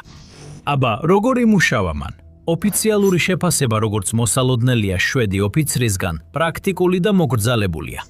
ეფექტური საჰაერო ოპერაციებისთვის საჭიროა ძლიერი სახმელეთო დაცვა. ჩვენ მიერ განთავსებულმა სისტემებმა მნიშვნელოვნად გააძლიერა ბაზის უსაფრთხოება, როგორც ჩვენთვის, ისე ჩვენი მოკავშირეებისთვის. განაცხადა ლეიტენანტ პოლკოვნიკმა კრისტიან ბერტელსონმა, პოლონეთში შვედური კონტინგენტის მეთაურმა. სისტემის ფოტოები უფრო მეტ დეტალს გვაწვდის. სისტემაზე არსებული ნიშნები მიუთითებს, რომ რადარის ტესტირებისას წარმატებით იქნა ჩამოგდებული 36 კვადროკოპტერი და 17 ფიქსირებული ფრთისმქონე უპილოტო საფრენი აპარატი. ფოტოები ასევე აჩვენებს სისტემის MacGyver-ულ კონსტრუქციას. რადარი უბრალოდ პალეტზეა დამონტაჟებული და ელასტიური სამაგრებით არის დამაგრებული. კვების წყაროც მარტივად და პრაქტიკულად იყო მოწყობილი. სადენები გატარებული იყო გრძელი დამაგრძელებლის საშუალებით, რომელიც სავარაუდოდ გენერატორზე იყო მიერთებული. რადარის გვერდით არის წითელი კონტეინერი ანტენებით, რომელიც აშკარად ჯემინგის ხუთია. ის არ არის შერებილი, რაც სავარაუდოდ პროექტის სისწრაფეზე და არა დახვეწილობაზე გაკეთებულ აქცენტს ასახავს. ეხლა ერთი მხრივ ეს აქცენტი შესაძლოა გარკვეულ პრობლემებს უქმნიდეს სააბს, როდესაც ის ლოკის მთელ მსოფლიოში ყიდის. სისტემას ახლა 20 ტონეზე ავარჯიშებს შვედეთის 21 ფრთა, ხოლო საბრძოლო დანაყოფებში სრული ინტეგრაცია 2025 წლის ბოლომდეა დაგეგმილი. მაგრამ ნატოში ინტეგრაცია უფრო მკაცრ სტანდარტებს მოითხოვს, მაგალითად, გაყვანილობის რეგლამენტირებულ წესებს. ამ ადრეული მოდელების მიხედვით ზოგიერთი ელემენტი სავარაუდოდ დასალაგებელია, სანამ ისინი უფრო ფართოდ იქნება დანერგილი. მაგრამ მეორე მხრივ, ლოკის შექმნისას გამოყენებული თანამშრომლობის სული და მოქნილი მიდგომა შეიძლება გახდეს მომავალი პროექტების ან თუნდაც ნატოს დოქტრინის ცვლილების ნიმუში. როგორც შვედეთის საჰაერო ძალების უფროსი, გენერალ-მაიორი იუნას ვიკმანი ამბობს, ეს ნათელი მაგალითია იმისა, თუ როგორ ვაშენებთ საჭირო შესაძლებლობებს და მზად ვართ გადაუხვიოთ ჩვეულ პროცესებს, რათა სწრაფად უპასუხოთ დღევანდელ საფრთხეებს. ჩვენ მუდმივად უნდა განვითარდეთ და ვიპოვოთ სწრაფი და კომპეტენტური გადაწყვეტილებები, რათა ავაშენოთ უფრო ძლიერი საჰაერო ძალები. ეხლა ჩვენ არ ვიცით რამდენი რიფსეს, მაგრამ ლოკი გაფართოებადია და ადაპტირებადია განვითარებად-განვითარებადი საფრთხეების მიმართ, რადგან საჭიროების შემთხვევაში მას შეიძლება დაემატოს დამატებითი სენსორები და იარაღის სადგურები. ის შეიძლება იმუშაოს ხელახალი განლაგების დროსაც კი, რაც უზრუნველყოფს უწყვეტ დაცვას გადაადგილებისას. ის მარტივად ერთვება ფენოვან საჰაერო თავდაცვაში და შექმნილია სხვა სისტემებთან ინტეგრაციისა და ურთიერთთავსებადობის გასაფართოებლად. რამდენ სხვა სისტემაზე შეუძლია ნატოს ამის თქმა? ეს მახასიათებლები შეიძლება გადამწყვეტი ფაქტორი იყოს მომავალ წლებში. მოგწალებულმა ირანულმა შაჰედის დრონმა ომი ისე შეცვალა, რომ აშშ-საც კი მოუწია მისი უკუღმა ინჟინერია, რათა სწრაფად შეექმნა საკუთარი ანალოგი. ვერაფერი შეედრება მაღალი დონის სისტემების, როგორიცაა პატრიოტი და თაადი, ძალას შემომავალი საჰაერო ობიექტების აღმოჩენასა და განადგურებაში. მაგრამ მხოლოდ უკრაინას შეუძლია რამდენიმე თვეში მთლიანად მოიხმაროს PAC-3-ის 1 წლის წარმოებული რაკეტები, თუ მათ ხელში ჩაიგდებს. შესაძლოა ომის სახე იმდენად სწრაფად იცვლება, რომ საუკუნოვანი, ხანგრძლივი, მაგრამ მომგებიანი თავდაცვის წარმოების ციკლი უბრალოდ აღარ არის მდგრადი. ის ძალიან ძვირია და ზედმეტადნელია. ეს არის სრულიად ახალი, ამერიკაში დამზადებული სისტემა, რომელიც აქამდე მოქმედებაში არასდროს უნახავთ. და ცნობილია, რომ ის დიდ წარმატებას აღწევს რუსეთის შორმანძილზე მოქმედი გერანის ტიპის შეტევითი დრონების ჩამოგდებაში უკრაინაში. ტემპესტი. მოდით უფრო ახლოდან დავაკვირდეთ ამ სისტემას და უნიკალურ როლს, რომელიც მას შეუძლია შეასრულოს უკრაინის ანტიდრონულ საჰაერო თავდაცვაში. როდესაც რუსეთი პირველად შეიჭრა უკრაინაში 2022 წლის თებერვალში, უპილოტო საფრენი აპარატები ომის დამხმარე ასპექტს წარმოადგენდა და ძირითადად გამოიყენებოდა სადაზვერვოდ და დისტანციური დარტყმებისთვის. მაგრამ 4 წელზე ნაკლებ დროში ისინი კრიტიკულ ელემენტებად იქცნენ როგორც შეტევისთვის, ასევე თავდაცვისთვის, როგორც რუსეთისთვის, ასევე უკრაინისთვის. წინა ხაზზე კამიკაძე FPV დრონები, როგორც GPS-ით, ასევე ოპტიკურ ბოჭკოვანი მართვის სისტემით დომინირებენ ცაში, რაც ნებისმიერი სახის გადაადგილებას უკიდურესად საშიშ ხდის. და ორივე ქვეყნის წინა ხაზების სიღრმეში გრძელდისტანციური შეტევითი დრონები, როგორიცაა რუსეთის ჯერინის ბარაჟირებადი საბრძოლო მასალების ოჯახი და უკრაინის FP1 ჯოჯოხეთს აყრიან მნიშვნელოვან ინფრასტრუქტურას, როგორიცაა ელექტროსადგურები და პორტები. რუსეთის დაუღალავმა თავდასხმებმა უკრაინის ენერგოინფრასტრუქტურაზე რაკეტებითა და ჯერონებით დიდი ქალაქები, როგორიცაა კიევი, ხარკოვი, დნეპრო და ოდესა, დატოვა სიბნელეში, გათბობისა და წყლის გარეშე, გაყინული ზამთრის შუაგულში, ხანგრძლივი პერიოდით. ამიტომ ამ ღამის დაბომბების შეჩერება არასდროს ყოფილა ესეთი კრიტიკული. და ეხლა უკრაინას თავის კაპარჩი საშიში ახალი ისარი აქვს. 2026 წლის იანვრის დასაწყისში უკრაინის საჰაერო ძალების სარდლობის ცენტრმა გამოაქვეყნა ვიდეო, სადაც ნაჩვენებია ტემპესტის სისტემის მოქმედება, რაც ადასტურებს, რომ მინიმუმ ერთი ასეთი სისტემა აქტიურ სამსახურშია უკრაინაში და სავარაუდოდ საჰაერო ძალების განკარგულებაშია. საინტერესოა, რომ ამავე ვიდეოს ძლიერ დაბლარული ვერსია გასული წლის ოქტომბერში გამოქვეყნდა, რაც მიუთითებს, რომ სისტემა უკრაინაში რამდენიმე თვე გამოიყენებოდა მანამდე, სანამ მისი გამოყენება საჯაროდ დადასტურდებოდა. ტემპესტის სისტემა, რომელიც ვირჯინიაში დაფუძლებულმა თავდაცვის კონტრაქტორმა V2X-მა შექმნა, მხოლოდ ოქტომბერში წარადგინეს ვაშინგტონში, ამერიკის შეერთებული შტატების არმიის ასოციაციის გამოფენაზე. კომპანიას ANSHS-ის სამხედრო წყაროებს არ გაუკეთებიათ ოფიციალური განცხადება ამ სისტემის უკრაინისთვის მიწოდების შესახებ. თუმცა ფაქტი, რომ დასავლური შეიარაღების სისტემა ფარულად გამოიცადა, ან შეიარაღებულ ძალებში შევიდა უკრაინაში, არც გამონაკლისია და არც სადავო. მას შემდეგ, რაც რუსეთმა დაიწყო შეჭრა, მრავალი დასავლური კომპანია აყენებს თავის პროტოტიპებსა და ახალ სისტემებს რეალურ ბრძოლაში უკრაინაში, რაც არაოფიციალური მიდგომიდან ოფიციალურ პრაქტიკად იქცა. 2025 წლის ივლისში უკრაინის წამყვანმა თავდაცვის ინოვაციურმა კლასტერმა Brave One-მა გამოაცხადა ახალი პროგრამის დაწყება სახელწოდებით ტესტი უკრაინაში, რომელიც უცხოურ კომპანიებს საშუალებას აძლევს სამხედრო ტექნოლოგიების საბრძოლო ველზე გამოცადონ. Brave One-ის თქმით, ეს ინიციატივა უცხოურ კომპანიებსა და მთავრობებს აძლევს საშუალებას შექმნან გადაწყვეტილებები რეალური ომის გამოწვევებისთვის, მიიღონ მხისიერი უკუკავშირი სამხედრო პერსონალისგან და გააუმჯობესონ თავიანთი პროდუქტები საბრძოლო გამოცდილების საფუძველზე. ასევე ამარტივებს ნებართვების მიღების პროცედურებს აღჭურვილობის შემოტანისთვის და ეხება პრაქტიკულ საკითხებს, მაგალითად, რა ხდება მაშინ, როდესაც სატესტო აღჭურვილობა საბრძოლო გამოცდის დროს ზიანდება ან ნადგურდება. ამიტომაც არ არის გასაკვირი, რომ ისეთი სისტემა, როგორიცაა Tempest-ი, ფარულად გამოიცადა უკრაინაში, როგორც ბევრი სხვა IRR-ის სისტემა. ამ ექსპერიმენტებიდან ყველა არ ამართლებს. მაგალითად, უკრაინამ ცოტა ხნის წინ გააუქმა ახალი შეკვეთები HX2 ტიპის დარტყმითი დრონებისთვის, რომლებიც გერმანულ თავდაცვით სტარტაპ Helsing-თან იყო შეკვეთილი. HX2 შექმნილი იყო ავტონომიურად მუშაობისთვის. ხელოვნური ინტელექტის გამოყენებით საბოლოო მართვაში, შუა მარშრუტიტის ნავიგაციასა და ვიზუალური სამიზნის აღმოჩენაში. თუმცა მიუხედავად იმისა, რომ ადრე გამოცხადებული იყო გეგმები მათი 6000-მდე ერთეულის შეძენაზე, გავრცელებული ინფორმაციით ისინი ვერ გაამართლეს მოლოდინები უკრაინის მე-14 პოლკის წინა ხაზზე ჩატარებული ტესტირების დროს. მიუხედავად იმისა, რომ Helsing-მა ეს უარყო, უკრაინულმა ძალებმა განაცხადეს პრობლემებზე აფრენისას, დაპირებული ხელოვნური ინტელექტის ფუნქციების არარსებობაზე და ელექტრონული ომის ჩარევისადმი მოწყვლადობაზე, რამაც ოპერატორებთან კომუნიკაცია დაარღვია. ამ დროისთვის არსებული შეზღუდული ინფორმაციის მიხედვით, Tempest-ი ბევრად უფრო ეფექტური ჩანს. კადრებში, რომლებიც Tempest-ის სისტემის მუშაობისას საჰაერო ძალების სარდლობამ გაავრცელა, ოპერატორი, რომელსაც კოდური სახელით შორთი მოიხსენიებენ, ამბობს: ამ დროისთვის ჩვენს ეკიპაჟს 21 შაჰედის დრონი აქვს განადგურებული. შაჰედას 36 არის ორიგინალი ირანული დრონი, რომლის მიხედვითაც ჯერინის ოჯახი შეიქმნა. ეს მანქანა ცას დაცულს ამყოფებს, ამბობს ის, და ამატებს, რომ მისი ეკიპაჟი ადრე უკრაინის აღმოსავლეთ რეგიონებში იყო გაგზავნილი, სადაც მათ ყველა მიზანი გაანადგურეს, რომელსაც დაესხმენ თავს. ეხლა მიყვარს ფრონტის ხაზის ტექნოლოგიის რეალურ ბრძოლაში გამოცდის ხურება. გამოიწერეთ The Military Show. ჩვენ ვარჩევთ ამ სისტემებს მაშინვე, როცა მათ ჯერ კიდევ კვამლიასდით. აბა, რა არის Tempest-ის სისტემა და რა ხდის მას უკრაინის საჰაერო თავდაცვისთვის ასეთ მიმზიდველ არჩევანად? მოკლედ რო ვთქვათ, V2X Tempest-ი არის მაღალი მობილურობის მქონე მანქანა, რომელსაც აქვს AGM-114 Hellfire-ის რაკეტების გამშვები, რომლებიც ოპტიმიზებულია უპილოტო საჰაერო სისტემების საწინააღმდეგო, ანუ CUAS-ის როლისთვის. ცნობილია, რომ ის ისfris რაკეტის Longbow ვარიანტს, რომელსაც აქვს 20 ფუნტიანი საბრძოლო ნაწილი და იყენებს რადარს, ლაზერს ლამიზდამიზნების ნაცვლად, სამიზნეების დასაფიქსირებლად და მათზე დასამიზნებლად. სისტემა აერთიანებს ორმაგ Longbow-ს გამშვებს რადართან ერთად, რომელიც მოთავსებულია მაღალი მობილურობის მოდულურ და მსუბუქ 4x4-ზე შასიზე, რომელიც როგორც ჩანს, არის Canon Maverick X3 SSV.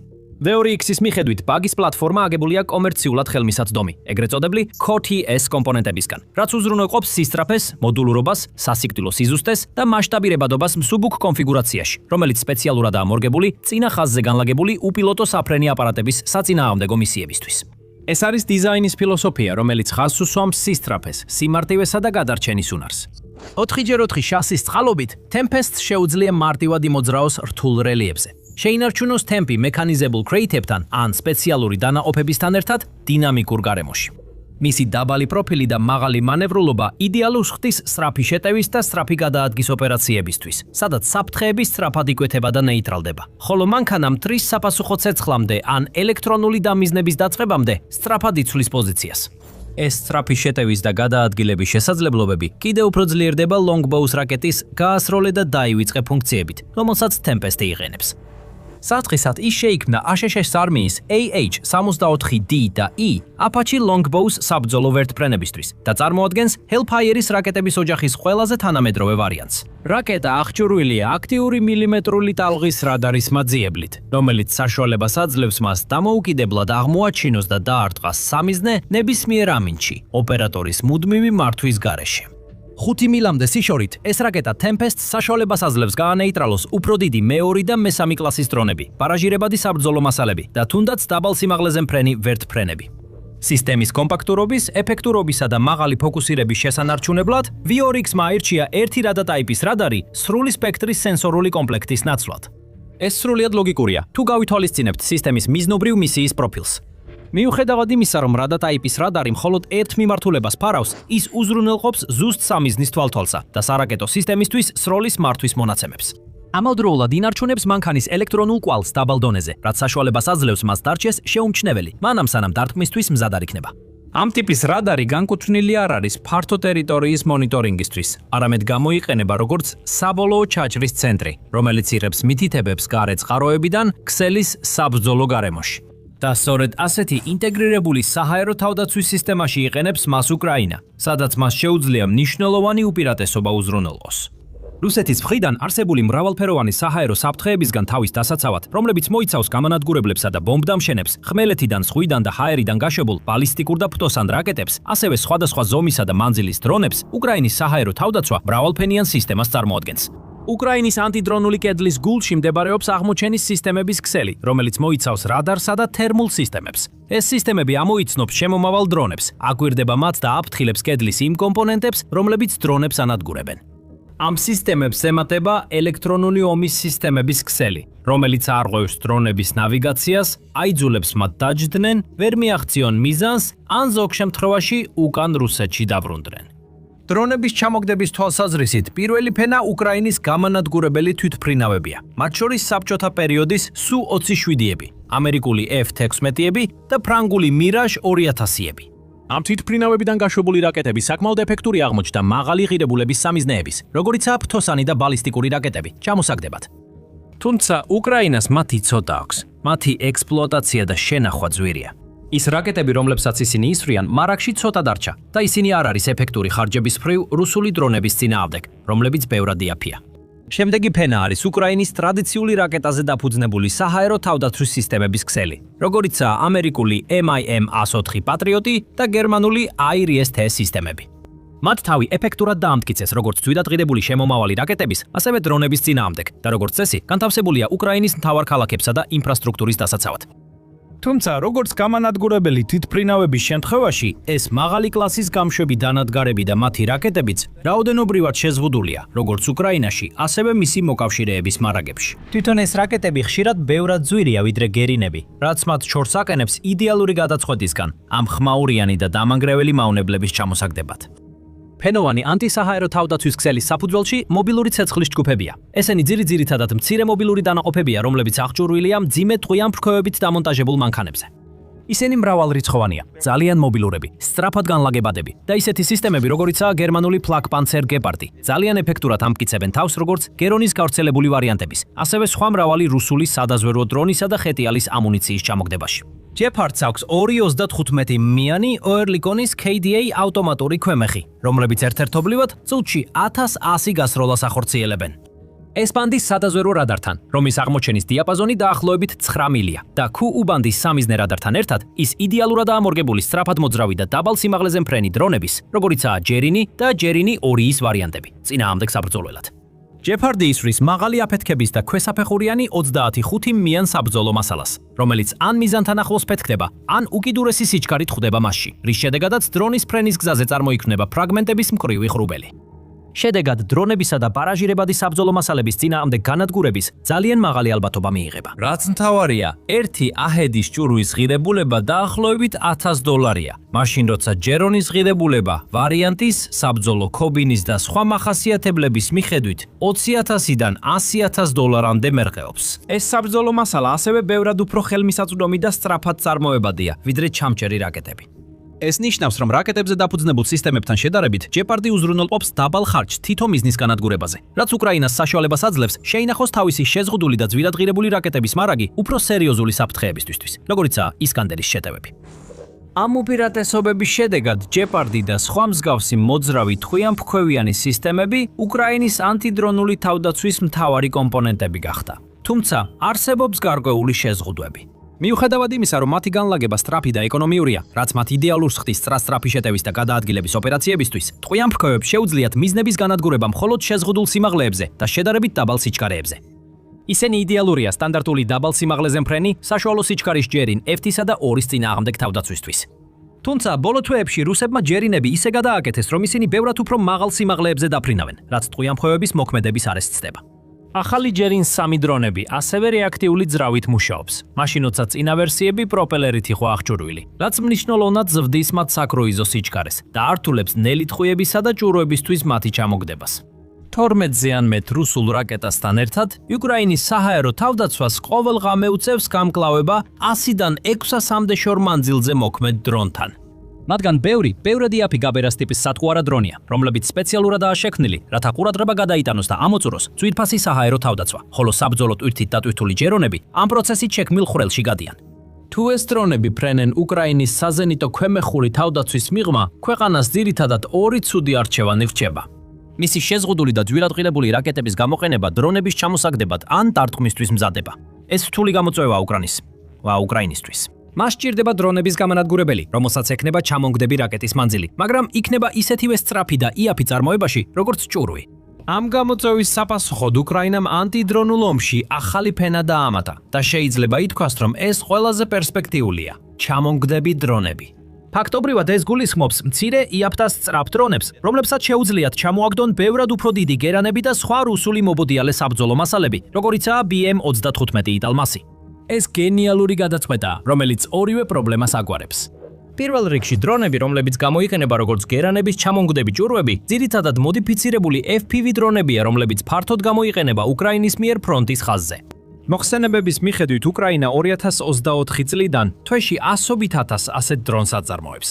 ამიტომ თვეში 1000-ობით ჩამონგდები დრონის წარმოება არა მხოლოდ სრულიად შესაძლებელი საქმეა, არამედ უმეტეს შემთხვევაში უცხოური დახმალების გარეშეც. ამ ჩამონგდები დრონების წარმოება, როგორც წესი, მხოლოდ $3000-დან $5000-მდე ჯდება, რაც შეიძლება რამდენჯერმე მეტი იყოს, ვიდრე გეპარდის ჭურვი, მაგრამ მაინც რამდენჯერმე იაფია, ვიდრე ყველაზე იაფი $20,000-იანი ჯერონი. ახალი, გაუმჯობესებული რეაქტიული, ჯერონ 3-ისა და ჯერონ 5-ის ვარიანტების ღირებულება, სავარაუდოდ $100,000-ზე მეტია. ამიტომ ეს იაფი ჩამომგდები დრონები მათი განადგურების უკიდურესად ხარჯეფექტური საშუალებაა. ასებული მტკიცებულებები მიუთითებს, რომ ისინი საკმაოდ ეფექტურია. საშუალო წარმატების მაჩვენებელი 68% შეადგენს, ვოლოდიმირ ზელენსკის თქმით. ივლისში მან მიზნად დაისახა ყოველდღიურად 1500 FPV ტიპის ჩამომგდები დრონის წარმოება და წლის ბოლოსთვის გავრცელებული ინფორმაციით ეს მიზანი მიღწეული იყო. ეს შთამბეჭდავი მიღწევაა და სავარაუდოდ უკრაინას საშუალებას აძლევს მარაგი შექმნას. მიუხედავად იმისა, რომ გავრცელებული ინფორმაციით რუსეთს დღეში 500 გერონისა და გებერას გამოშვების შესაძლებლობა აქვს, ის ჩვეულებრივ მხოლოდ მცირე ნაწილს იყენებს ღამის რეიდებში, რაც ნიშნავს, რომ თითქმის უეჭველად თავადაც აგროვებს მარაგს. თუ რუსეთი ოდესმე გადაწყვეტს დაიწყოს მასშტაბური იერიშები 1000-ობით გერინით, რისი პროგნოზიც ხშირად კეთდებოდა, მაგრამ არასდროს განხორციელებულა, დიდი რაოდენობის ჩამომგდები დრონების მარაგი ოქროს ფასად იქნება. მართალია, უკრაინაში ასეთი დიდი ყურადღება გამახვილებულია ჩამონგდებ დრონებზე. დღესდღეობით და იმის გათვალისწინებით, რომ უკრაინას კარგად აქვს დოკუმენტირებული სირთულეები პარტნიორებისგან მაღალი დონის სისტემებისა და გადამჭერი რაკეტების საიმედოდ მიღებაში, საჯდება ტემპესტი მისი საჰაერო თავდაცვის სისტემაში. ჯერ ერთი გაურკვეველია, რამდენი ტემპესტის სისტემა აქვს უკვე უკრაინას. ამ დროისთვის გავრცელებული ვიდეო მასალა მხოლოდ ერთ სისტემას ადასტურებს და იმის გათვალისწინებით, რამდენად ახალია ეს სისტემა ზოგადად, ძალიან ნაკლებად სავარაუდოა, რომ უკრაინის შეიარაღებულ ძალებში ამჟამად 2 ტემპესტზე მეტი იყოს მოქმედებაში. მაინც თუ ეს სისტემა ისეთივე ეფექტურია, როგორც შორტი ამბობს და თუ მას მასშტაბურად განალაგებენ, ის შეიძლება კარგად ჩაჯდეს უკრაინის საჰაერო თავდაცვის სისტემაში, როგორც კიდევ ერთი ირიბი ფენა. თუ ჩამჭერი დრონები ავსებენ სიცარიელეს რაკეტებსა და ქვემეხებს შორის, ტემპესტის მობილურობა და გამძლეობა შეიძლება ავსებდეს სიცარიელეს ჩამჭერ დრონებსა და უკრაინის არსებულ მაღალტექნოლოგიურ რაკეტებზე დაფუძნებულ საჰაერო თავდაცვის სისტემებს შორის. უმეტესად უკრაინის პატრიოტი, აირისტი და სხვა მაღალტექნოლოგიური სახმელეთო სისტემები ფრონტის ხაზიდან საკმაოდ შორს ინახება. ისინი იცავენ მნიშვნელოვან ქალაქებსა და ობიექტებს, უკანა ხაზზე რუსული ისკანდერის, კალიბრის, კინჟალისა და ქახეას 101-ის რაკეტული დარტყმებისგან და იშვიათად გამოიყენება ჩამჭერი რაკეტების მუდმივი დეფიციტის გამო. უკრაინის გეპარდები და სხვა ტყვიამფუხეზე დაფუძნებული მობილური თავდაცვითი სისტემებიც ძირითადად უკანა ხაზზეა განლაგებული, რათა იგივე ქალაქები დაიცვან გერონებისგან, რომლებიც როგორც წესი რაკეტულ დარტყმებს თან ახლავს.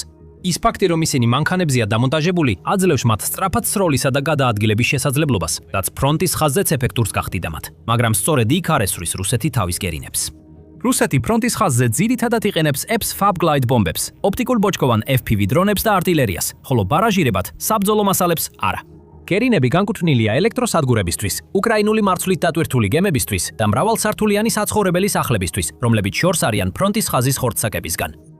ეხლა, იგივე უკანა ხაზის მაღალი ღირებულების ობიექტების დაცვის პირობებში, ტემპესტ სავარაუდოდ მხოლოდ მცირე დამატებით ღირებულებას შესძენს უკრაინის საჰაერო თავდაცვას, განსაკუთრებით იმ ადგილებში, სადაც უკვე განთავსებულია Patriot ან Iris-T სისტემები. Tempest-ის Longbow რაკეტას მხოლოდ დაახლოებით 5 მილის სიშორე აქვს. მაშინ როცა Patriot Pak 3-ს 112 მილი აქვს, ხოლო Iris-T SLM-ს 25 მილი. მისი ეფექტური სიმაღლეც მნიშვნელოვნად დაბალია. 20,000 ფუტი, მაშინ როცა Pak 3-ს აქვს 1,20,000 ფუტი, ხოლო SLM-ს 66,000 ფუტი. ამიტომ ისინი რეალურად მხოლოდ დაბალ სიმაღლეზე მყოფი სამიზნეების წინააღმდეგაა ეფექტური და ბევრად უფრო მოკლე ჩარევის ფანჯარას თავაზობენ, ვიდრე მათი უფრო სახელგანთქმული ანალოგები. თითოეული longbow $150,000-ზე ნაკლები ღირს, რაც SLM-ის რაკეტებზე 2-დან 4-ჯერ იაფია და ბევრად იაფია ვიდრე ფაქ-3-ები, რომელთა ფასი 4-დან 7 მილიონ დოლარამდეა თითო. ასევე დიდი ალბათობით არსებობს Hellfire-ის რაკეტების მნიშვნელოვანი მარაგები, რომლებიც შეიძლება Tempest-თან გამოსაყენებლად იყოს ხელმისაწვდომი. 2021 წლისთვის ყველა ვერსიის 87,000-ზე მეტი Hellfire იყო წარმოებული, ხოლო შეფასებებით მათგან დაახლოებით 10,000-დან 14,000-მდე AGM-ის 114L Longbow-ის რაკეტა იყო კონკრეტულად და ამათგან ბევრი ჯერ კიდევ გამოუყენებელია. მაგრამ რადგან უფრო ხელმისაწვდომი ფასის მქონე გეპარდები და გადამჭერი დრონებიც გამოიყენება დაბალმფრენი გერანების დასამიზნებლად, რთულია არგუმენტი მასობრივი Tempest-ის განლაგებისთვის უკანა ხაზზე. თუმცა წინა ხაზზე და მის სიახლოვეს Tempest-მა შეიძლება უპირატესობა მისცეს უკრაინას. რაკეტებზე დაფუძნებული საჰაერო თავდაცვის სისტემა, რომელიც შეიძლება სწრაფად განლაგდეს თითქმის ნებისმიერ ადგილას, გაისროლოს და გაქრეს მანამ სანამ რუსები გაიგებენ რომ იქ არის. რაკეტსატყვარსნები დამონტაჟებულია მანქანის სახურავის ორივე მხარეს, რაც Tempest-ს აძლევს დაბალანსებულ, ამაღლებულ სროლის პლატფორმას ფართო დამიზნების კუთხეებით. Longbow-ის რაკეტები არის გაისროლე და დაივიწყე ტიპის, ასე რომ, როგორც კი ისინი გაეშვება, მანქანას აღარ ჭირდება მათთან კავშირი, რაც მნიშვნელოვნად ამცირებს ოპერატორის რისკის დროს. ისინი გაშვებისთანავე თითქმის მაშინვე შეუძლიათ უკან დაიხიონ, შემდეგ სწრაფად შეივსონ და ხელახლა გამლაგდნენ, რაც Tempest-ს იდეალურს ხდის სწრაფი დარტმა გასვლის ოპერაციებისთვის, რომლებიც ასე მნიშვნელოვანია ბრძოლის ველზე. გარდა იმობილურობისა, რომელსაც მისი 4x4 შასი უზრუნველყოფს, Tempest-ის სიმსუბუქე ასევე მას წინა ხაზზე გამოყენებისთვისაც შესაფერისად ხდის. გარდა იმისა, რომ მისი ადგილზე მიყვანა შესაძლებელია, ის შეიძლება განთავსდეს სატრანსპორტო თვითმფრინავიდან, გადაადგილდეს მსუბუქი ლოგისტიკით და შენარჩუნდეს კომერციულად ხელმისაწვდომი ნაწილებით. ყველაფრის შეჯამებით ნათლად ჩანს, თუ როგორ შეიძლება რამდენიმე ათეული, ან უკეთეს შემთხვევაში 100 Tempest-ის განლაგებამ წინა ხაზზე უზარმაზარი განსხვავება შეიტანოს უკრაინისთვის. ისინი უკრაინას პირველ ხაზოვანი რაკეტებზე დაფუძნებული საჰაერო თავდაცვის სისტემით უზრუნველყოფდნენ, რაც საშუალებას მისცემდა გერონები ბევრად უფრო ახლოს ჩაეჭირათ ფრონტის ხაზთან და შესაბამისად უფრო შორს მათი საბოლოო სამიზნეებისგან. Longbow-ის უნარი ზუსტად დაარტყას როგორც სახმელეთო სამიზნეებს, ასევე დრონებს, ნიშნავს, რომ Tempest ერთდროულად უკრაინას ტიპის შესაძლებლობასაც მისცემდა. უფრო მცირე სიშორითა და ნაკლები დამანგრეველი ძალით, მაგრამ ბევრად მეტი მობილურობით და გაცილებით ნაკლები ფინანსური დანახარჯით შესაძლებლად. როგორც ყველა იარაღის სისტემას, Tempest-საც, ან სულ მცირე, მის ამჟამინდელ ადრეულ ვერსიას, რა თქმა უნდა, აქვს გარკვეული შეზღუდვები. რადარის ვიწრო ხედვის არე ნიშნავს, რომ მას სჭირდება უფრო ფართო სენსორული ქსელი, რათა დროული გაფრთხილება და სამიზნის მონაცემები მიიღოს. ეს ნიშნავს, რომ ის სრულად დამოუკიდებელი არ არის, რაც შეიძლება სისუსტედ ჩაითვალოს. ასევე Tempest 2-ის სარაკეტო დატვირთვა ნიშნავს, რომ მას შეზღუდული შესაძლებლობა აქვს უპასუხოს დრონების ჯგუფურ შეტევებს, თუ არ იქნება განთავსებული დიდი რაოდენობით ან დამატებითი დამხმარე სისტემებით. მიუხედავად ამისა, დეცენტრალიზებული და სწრაფი საჰაერო ომების ახალ ეპოქაში, ეს შეზღუდვები ამ ეტაპზე უფრო ტაქტიკურ შეზღუდვებად უნდა ჩაითვალოს, ვიდრე სტრატეგიულ ნაგლად. ეჭუგარეშია, რომ სხვა მრავალი იარაღის სისტემის მსგავსად, მიმდინარე Tempest-ის შესაძლებლობები დაიხვეწება და გაუმჯობესდება უკრაინაში მიღებული საბრძოლო გამოცდილების წყალობით. თუ ის გაამართლებს თავდაპირველ მოლოდინს, როგორც გერონის გამანადგურებელი, შეგვიძლია ველოდოთ, რომ Tempest-ი ბევრად ფართოდ იქნება გამოყენებული, როგორც უკრაინაში, ასევე შესაძლოა აშშ-ის არმიაშიც. რა თქმა უნდა, Tempest-ის განვითარებასთან დაკავშირებითაც შეგატყობინებთ, როგორც ამას ვაკეთებთ ყველაზე ინოვაციური სამხედრო ტექნიკის შემთხვევაში. ასე რომ გამოიწერეთ არხი, რომ არაფერი გამოგჩეთ. მადლობა ყურებისთვის.